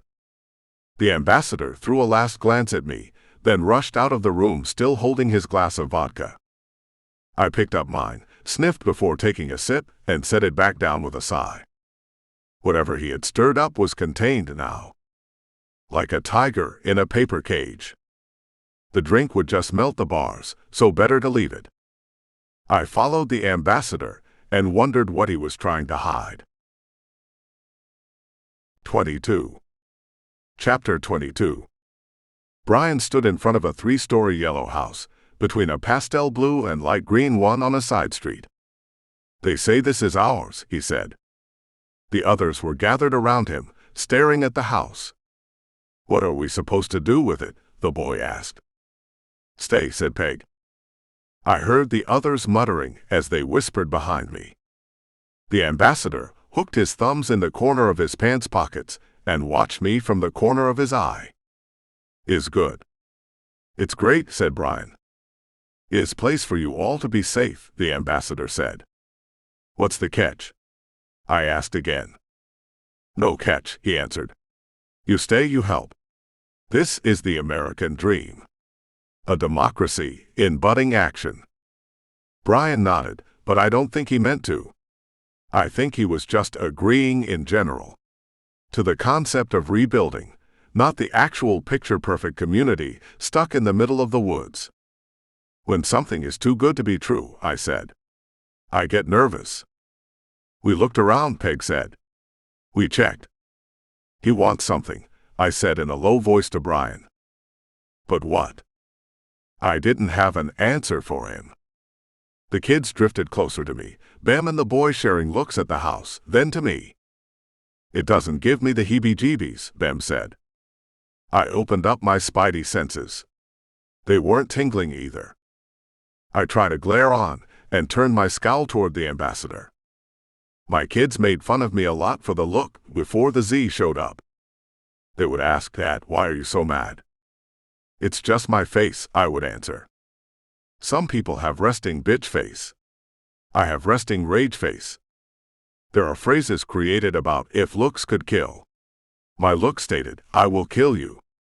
It worked. The ambassador stepped back, putting distance between us. Enough room to turn and run if he needed. But he didn't run. He smiled and held up his hands in an imitation of surrender. "It is the world now," he said, "where there is no something for nothing. We talked of this. But you have children in your group. You have women. You protect them. We see this. Gregory says you are good man. Good people." His finger wiggled to indicate my face. Not so good looking, perhaps. His smile grew wider, if that was even possible. "You have been rough out there. But here, if you want to help, you are welcome." 23. Chapter 23. I sat on the porch and waited. I wasn't sure what I was waiting for. The other shoe to drop, maybe. The chickens coming home to roost. The piper to demand payment for his bill. I listed a litany of expressions about how this wasn't the perfect place, and they wanted something in exchange for our night of peaceful sleep. When I spied Stroud and Gregory walking toward me, I figured they were coming to collect. Up close, they looked like brothers. Gregory was square, crow-thin and tiny, like a horse jockey. He had black hair and bright eyes that looked just like Stroud's. "Trouble," he said in a voice that was too deep for his frame. They were both armed. I was not. "For me?" "It's not for us," said Stroud. He stepped back like he was waiting for me to join them, and when I did, they began walking me toward the back of the community. I tried to think of what I would do if they went for their weapons. "I was backtracking your bus," said Gregory. "Someone was following you." "You." "Someone else." They led me to the brick fence that surrounded the suburban pocket of homes. A watchtower was built of scaffolding with a small shed on the top floor in the corner. Stroud let out a sharp whistle. The guard at the top put his hand out of the window and waved us up. Gregory scrambled up the scaffolding poles like a ladder. I followed, with Stroud bringing up the rear. Gregory rolled to the inside of the frame when he reached the top, just as a trap door in the roof opened to let us into the shed. They had cut out windows in the metal wall, affording a view from 3 sides of the building.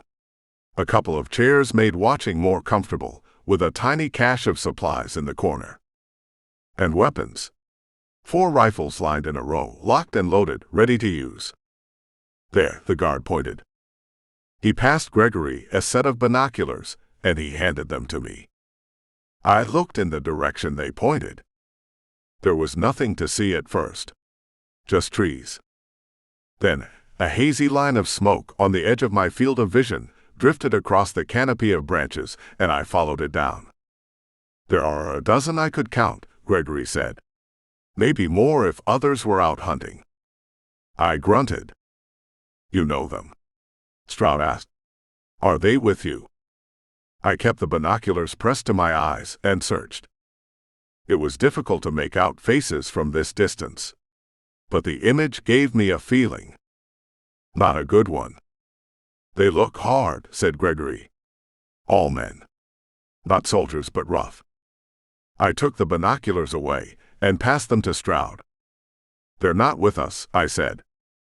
"After you, though," Gregory added. "I circled around, and they have been tracking you." "How far did you go?" I asked. "Not as far as I would have liked on foot." "If they're not with you, then they're trouble," said Stroud. I didn't know who they were, but I had a suspicion. "How do you handle trouble around here?" I asked. "The hard way," said Stroud. "Is that what you need me for?" I said with a soft sigh. This was it. The ask. The reason they wanted us to stay. An enforcer. Gregory smiled. "No, that's not what we need." 24. Chapter 24. "Do you need a tissue?" Peg asked. "I'm fine," I said. "Then stop pouting." I almost snapped back, but she was right. I sat on the top step on the porch of the yellow house, arms on my knees, and glared. I glared at the street, at the people who passed by. I glared at the garden and the pond that twinkled beyond it. I glared in the direction of the watchtower and the men who went over the wall.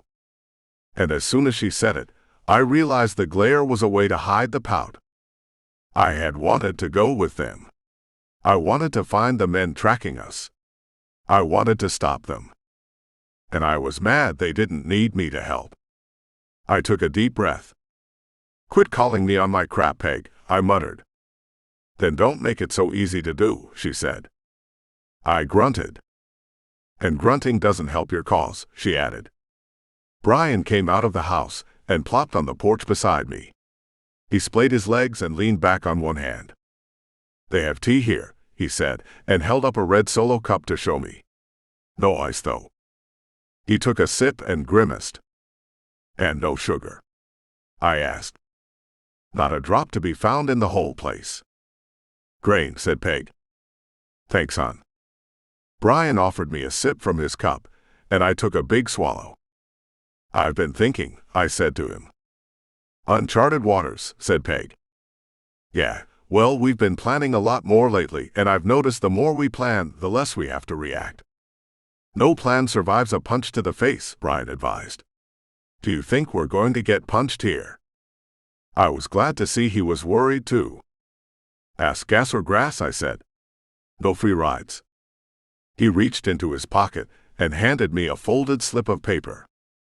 "They gave you a bill?" I asked as I unfolded it. "Assignments," he said. "A list of our names on the page, along with duties lined next to it. Garden. Shop. Clean. Guard." "Your name's not on here," said Brian. "That's what I've been thinking about. I guess I'm more transparent than I thought." "You told them something you didn't tell us?" I shook my head. "I'm not staying," I said, and held up a hand to stop his protest. "You should. All of you should. This place is safe. I can go get Biss and come back." He gave me a sad look and shook his head. "You haven't learned your lesson yet, have you?" "What lesson?" "You don't go off in the woods alone. You don't go in the basement by yourself. You don't go hunting for your lost kid on your lonesome." "It's safe here," I said again. "Sure it is. It was safe on the bus too. Until you streaked in front of a Z-horde," added Peg. "Shouldn't you be doing?" I shook the paper open and searched for her name. "Fishing." "I start tomorrow," she smirked. "But if we're leaving this afternoon, I'm not wasting my time." "We're not leaving," I put the emphasis on we. "Haven't we had this discussion before?" said Brian. He held out his glass to me again. I can keep the kids here. You can watch them. Everybody waits behind the walls, I said. It made sense to me. My mind had already constructed the reunion. I'd go. I'd use the map. I'd find Biss. And we would come back. Brian shook his head again. Peggy got off the chair she was sitting in and moved to the other side of me. They bracketed me on the front porch. Anna won't let you leave again, she said. The kids won't let you leave, Brian said. I won't. Not again. Not this time. Peg hooked her arm through mine and leaned against me. You are a pain in the ass, she said. I think before this world, we would never have met, and that makes me sad. Because I'm damn glad I met you. She reached across me and grabbed Brian's hand. It was a weird and wonderful hug, stuck between the two of them, feeling overwhelmed with gratitude and friendship. Glad I met both of you, she sniffed. Who needs the tissue now? I asked. She reached into her pocket and pulled a bandana out to swipe at her face. Always a step ahead of you. We heard a gunshot from the direction of the main gate. I pushed out of their embrace. Get everyone together. Wait for me, I said. Then I ran. 25. Chapter 25. Gregory stood outside the gate. Tears streaked down his blood-soaked face, slobber and snot dripping from his chin to land on Stroud in his arms. I got to the gate in time to watch the little man collapse under the weight of Stroud. Don't, he screamed. Don't come out. Closer, a voice yelled from the shadows of the forest behind him. No. Gregory screamed again. The guards on our side aimed their rifles into the woods. I kept my eyes on Gregory. He stood up and dragged Stroud closer toward the gate. Stop them, the Russian voice shouted through the speaker. Gregory sat backwards on the gate and yanked Stroud with him. I heard his back rattle against the metal fence. Then the world took a tumble. I saw blue sky and green grass and the sun on the wane and dirt right before I crashed into it. I rolled over and sat up, shaking my head and trying to clear the cobwebs. The gate was gone. A crater stood where Gregory and Stroud had been. People who had gathered to watch screamed and yelled, a bloodied, smoking mess of chaos and confusion. Men poured into the madhouse. I couldn't count how many. I had my shoes on, so higher than 10 would have been difficult. And my ears were still ringing, head still gonging from my flight. The speaker dangled from a brick column and sparked as it warbled. The 6 guards were down, a couple rolling in agony, but others so still I knew they were dead. Dead and gone. The men from the outside ran through the smoke and haze. They looked like shadow figures moving through the clouds, sneaking up the short rise where I'd first seen Stroud and his men come to greet us at the gate.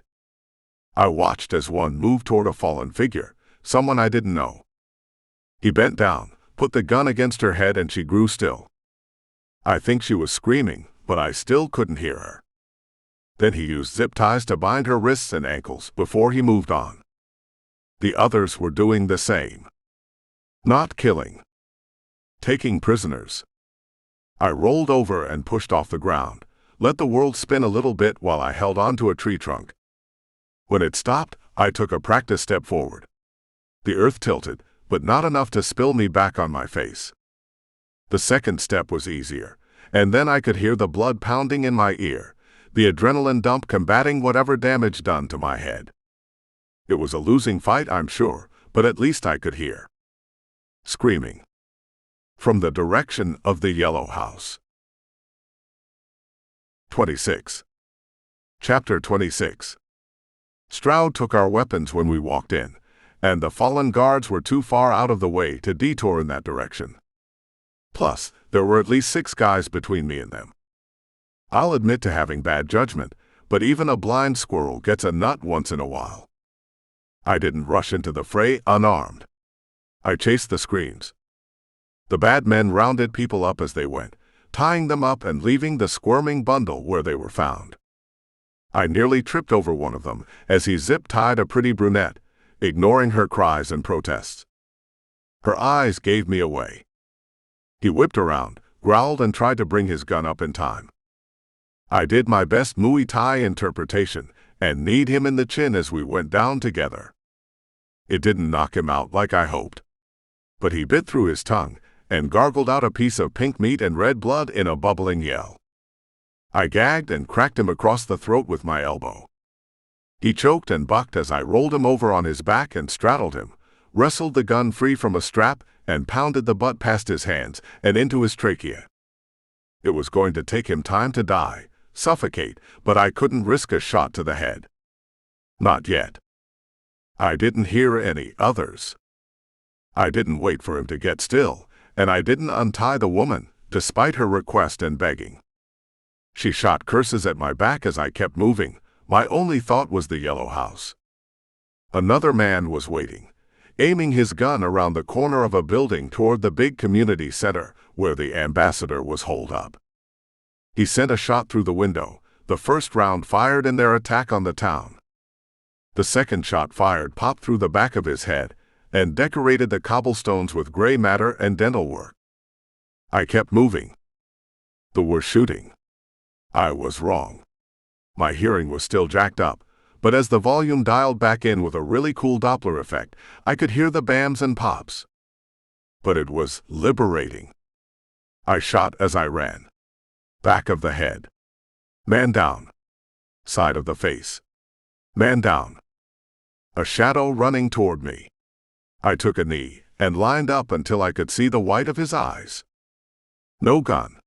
No weapon. It was a local, trying to hide. Nope. Trying to run from a man chasing him.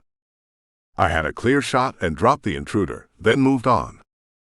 The yellow house had 3 of them lined up on either side of the door.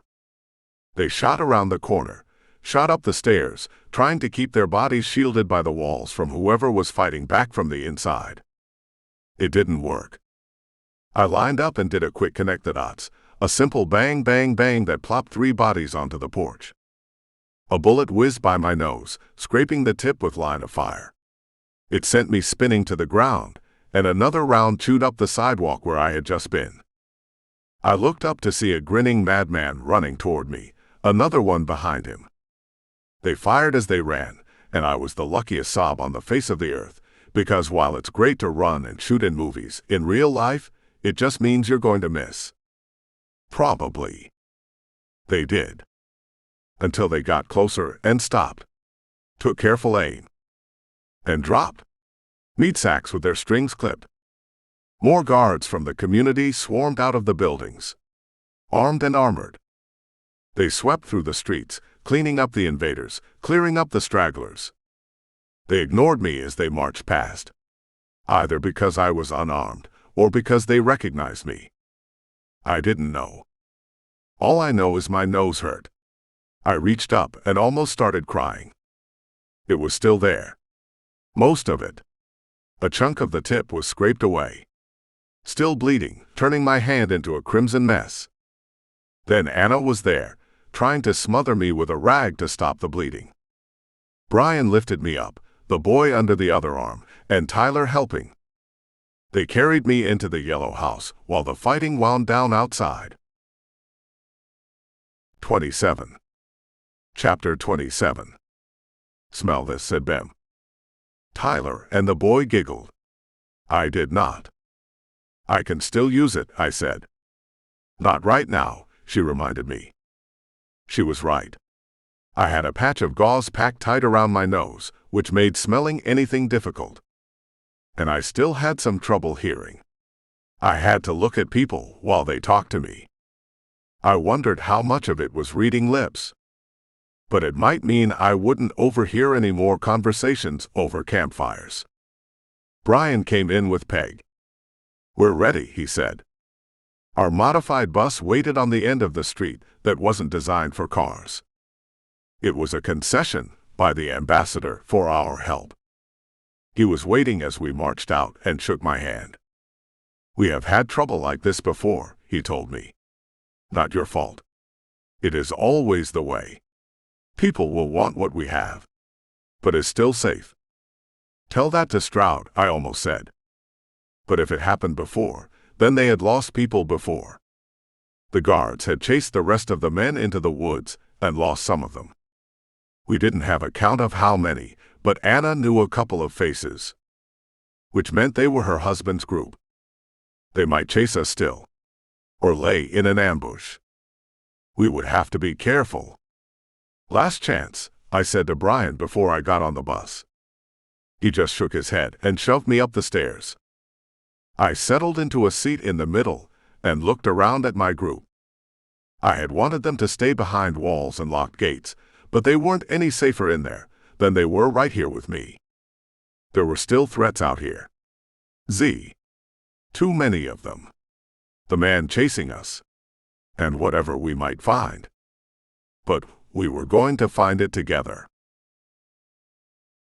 28. Chapter 28. Is this what you expected? I blamed the Russian. He took a look at the map and drew a line in a grease pencil to show us the way.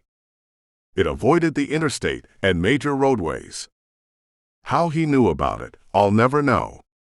The 2-lane and 3-lane blacktop rolled through the countryside toward our destination, a refugee camp in North Georgia. It had been a smooth 30-mile-an-hour ride, slow enough that we had time to react to whatever we might find. Like this. A wall. A giant freaking wall. Metal. 4 stories high. It stretched across the horizon for as far as we could see, running in a northern direction and trailing southeast. According to the map, we were only 20 miles from the coast. I wondered if the wall ran the whole way. We're going to have to backtrack, said Peg. Find another way. There were thousands of at the base of the wall. A massive herd of them, waiting. Moaning. Too close, but they hadn't seen us yet. Peg dropped the bus in reverse and we backed up, looking for a spot wide enough to turn around. She found it, did a K-turn, and we went back up the road we had just traversed, searching for an alternative route. 29. Chapter 29. What do you think it means? Bem and Tyler sat next to each other by the fire.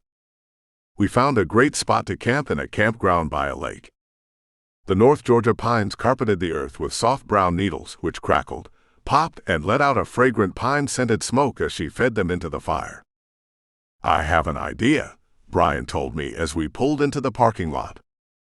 He grabbed the boy, Karen, Byron, and Hannah, and led them to soccer fields on the far side of the park. They cut the nets off the goals and were using them to fish in the shallow waters of the lake. At first, I didn't think it would work, but they had 24 fish on the banks, ready to be cleaned, gutted, and poked on the end of a stick over the coals. Someone has to know something, said Anna. She stared into the flames and sighed. That's the worst part about this, you know, she said. The not knowing. We run into these communities, or people, and get information, but it's all secondhand or just lies. We don't know what's true anymore. This, said Tyler as he gripped Bem's hand. This is what's true. I wanted to scoff. I wanted to snort. I wanted to reach over and rip his hand off, flip him the bird with his own finger, and drop it in the fire so he could smell his flesh cook. You're right, I said. This. I put my hand on Anna's shoulder and felt her settle into a comfortable slouch against it. Brian brought back a soccer net full of fish, and they began to prepare the food. 30. Chapter 30. Is that it? The boy double-checked the map to make sure he was right. Shit, he muttered. Language, I said. But I felt like saying it too. We saw the outer fence of a refugee camp. 12 feet inside of it was a second row of fence that stretched around the perimeter. Everywhere. I couldn't breathe. Sorry, Dad. The boy hiccuped next to me and buried his head in his arms. They bounced and moaned off the outside of the fence. They stumbled and shuffled inside, aimless wandering under a searing midday sun. Hard to tell who was what from this distance. Hard to tell if any were her. Go. Back to the bus, I told him, and listened as he crunched through the underbrush on his way back to where we parked. I reached into the small pack next to me and began laying out ammunition. I loaded the rifle, set the stock to my shoulder and aimed. Then I began shooting. Single shots. Headshots. Z's on the left. Z's to the right. Z's down the middle. I shot as my eyes blurred. Shot as they turned toward the noise and began to herd. Kept shooting as more and more fell. Shot until there were no bullets left. They were almost on me then, the Z that I hadn't killed. We had a rule. Don't engage the Z up close. Too easy to get bit. Too easy to die. That's why we built pikes. 9-foot poles to keep enough room from the walking dead to make an escape if needed. I sent up a quick wish for one and pulled a pistol from my belt as I jumped up. 15 rounds in the clip. 15 Z flopped lifeless to the ground. And still more came. I didn't hear the others reach me. I heard their shots whiz past. The echoes of the tiny explosions bouncing off the trees. An orchestra of destruction laying waste to the Z herd. Then it was over, and I turned around. I don't think I got the tears off fast enough. The boy hit me, wrapped up in a hug, and buried his face next to Bem as she grabbed me from the other side. The others followed, each reaching out to touch me. A hand on the shoulder, a grip on my forearm. I knew there was an animal inside me. A beast in my belly, I called it. The rage. It burned, went supernova, and eclipsed everything I had felt the entire journey. I leaned back my head and cursed God with a roar. 31. Chapter 31. It was Brian's idea. I wanted to search the bodies. He said we should clean them up, burn them. I want to get rid of all the Z, he said. We're leaving the dead bodies to rot, and there's no telling what kind of damage we're doing. We need to burn them. I'll do it, I said. We'll help, Anna offered. But we needed to set up camp and decide what to do next, so I sent them back. Brian refused to go. He grabbed a body, dragged it to a pile with 2 others after I searched their faces for anything I recognized. Nothing. Tyler returned with a can of gas and passed it to us without a word. Brian set the bodies on fire, and we worked through the dead. How many of these are yours? He asked. I mean, how many did you kill before we got here? I don't know. You're pretty good at it. I shrugged. Lots of practice lately. Did you do it before? I shook my head. It's not like something you would think you'd need, you know. Shooting dead people who aren't really dead. Tough to prep for that in school. He snorted. Yeah, I read a book before that said it takes 10,000 hours to master something, and I thought, who has that kind of time? Now there's nothing but in between the hunting and fishing and trying to survive. There is that. But you didn't spend 10,000 hours learning to shoot. I know what you're doing, I said. You're smart enough to figure it out, he shot back. Answer the question. Another shrug, as I tried to think about it. I grew up with guns. Most country boys do. We get a .22 rifle with the bottle in the South. So maybe I had it that much, if you add it all up. My parents were pacifists, he said by way of excuse. Mine too. Dad was a war-hating hippie. Mom was a peacenik. But my papa was a poor dirt farmer, and raised my brother and I with what he thought were good skills. Brian nodded toward the dead bodies lying in front of the gate. Pretty good skills. But now we have to clean it up.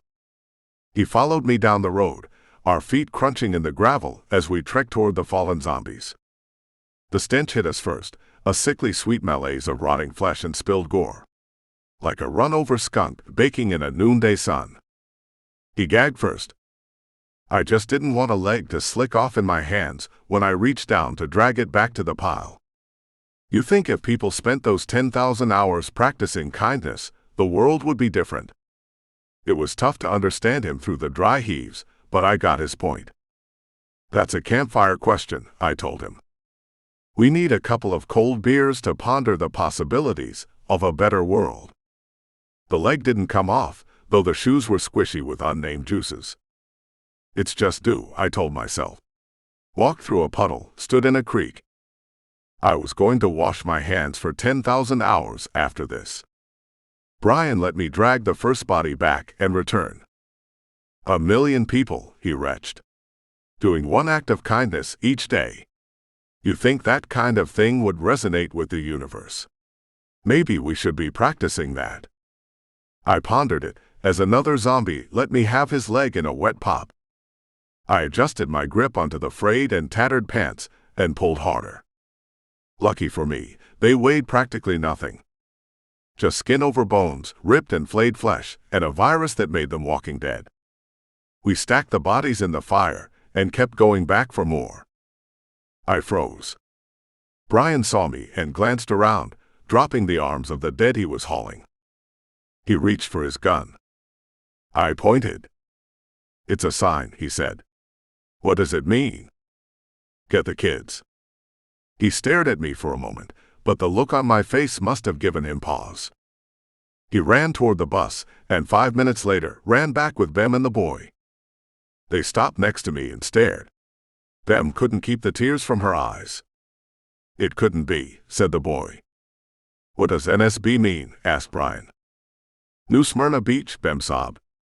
Our beach. The letters were spray-painted black on a piece of plywood nailed to a tree, the script blocky and tight. Tiny drips of paint drizzled down the wood from the initials to touch on a big bold Dad sprayed on the bottom. NSB Dad, said the boy. She is smarter than the average bear. I threw my arms around their shoulders and drew them in, Zombie Pyres Forgotten. I'm reading it right. They nodded. I couldn't stand up and fell to my knees. No tears this time. No wails or yells. Just gratitude. I wanted a sign. I begged for a sign, something to let me know she was alive. Sometimes the universe gives you exactly what you ask for. 32. Chapter 32. Everyone pitched in to finish burning the bodies. We made short work of it until just Brian and I were left. The others went back to the bus to prepare for our departure. If we were going to clean up and reboot the world, we'd need to get rid of a lot of corpses. Maybe 10,000 hours of fires. Brian worked next to me, perhaps afraid I'd run off toward our new destination without telling anyone. A mad race down the eastern seaboard toward a place he knew was crawling with Z. It's a kindness for the ones who come here after us, said Brian. I don't know if we can be kind anymore, I said to him. Look at the people who are left. Look at the world around us. There's no place for kindness. He stopped and stared at the wood surrounding us. I paused after a couple more steps and watched him. The sun peeked over the treetops, still early enough to be considered morning and burning off a layer of clouds that made the day an explosion of reds, purples, and oranges. Brian closed his eyes and let the sun wash over his face, just breathing. I could hear the insects buzzing, the birds waking in the trees. The warming air on the skin of my arms, and a breeze tickling the hair around my ears. All right, smartass, I called back to him. I get it. He opened his eyes and locked in on mine but didn't move. Do you, though? This is what we're trying to save. I could hear the murmur of conversation from our camp beside the bus, the tittering laugh of my son and daughter as they teased each other, Tyler and Karen snickering with them. I looked in their direction and saw Byron hug Hannah from behind as they watched the coffee boil on the fire. It was just one place clean now. There were probably 100 more Z in the woods meandering in this direction, attracted by the bullets, by the smoke, by the butterflies they saw winging by. This crisis was over. I knew another one was coming. Not sure when, but it was out there. It had to be. But Brian was right. This isn't what we're trying to save, I told him as he stepped up next to me. But it's close. We're getting there. One act of kindness at a time, he told me. Sometimes you have to set it up so people can be kind to you. I punched him in the shoulder and sent him stumbling a few feet ahead. All clear? The boy called out as we got closer. For now, I answered. Let's mount up, he said. I looked at Brian. We've got time, I said. Let's enjoy the coffee first. It wasn't much as far as kindness went, but it was a moment. And that simple act got me the first cup.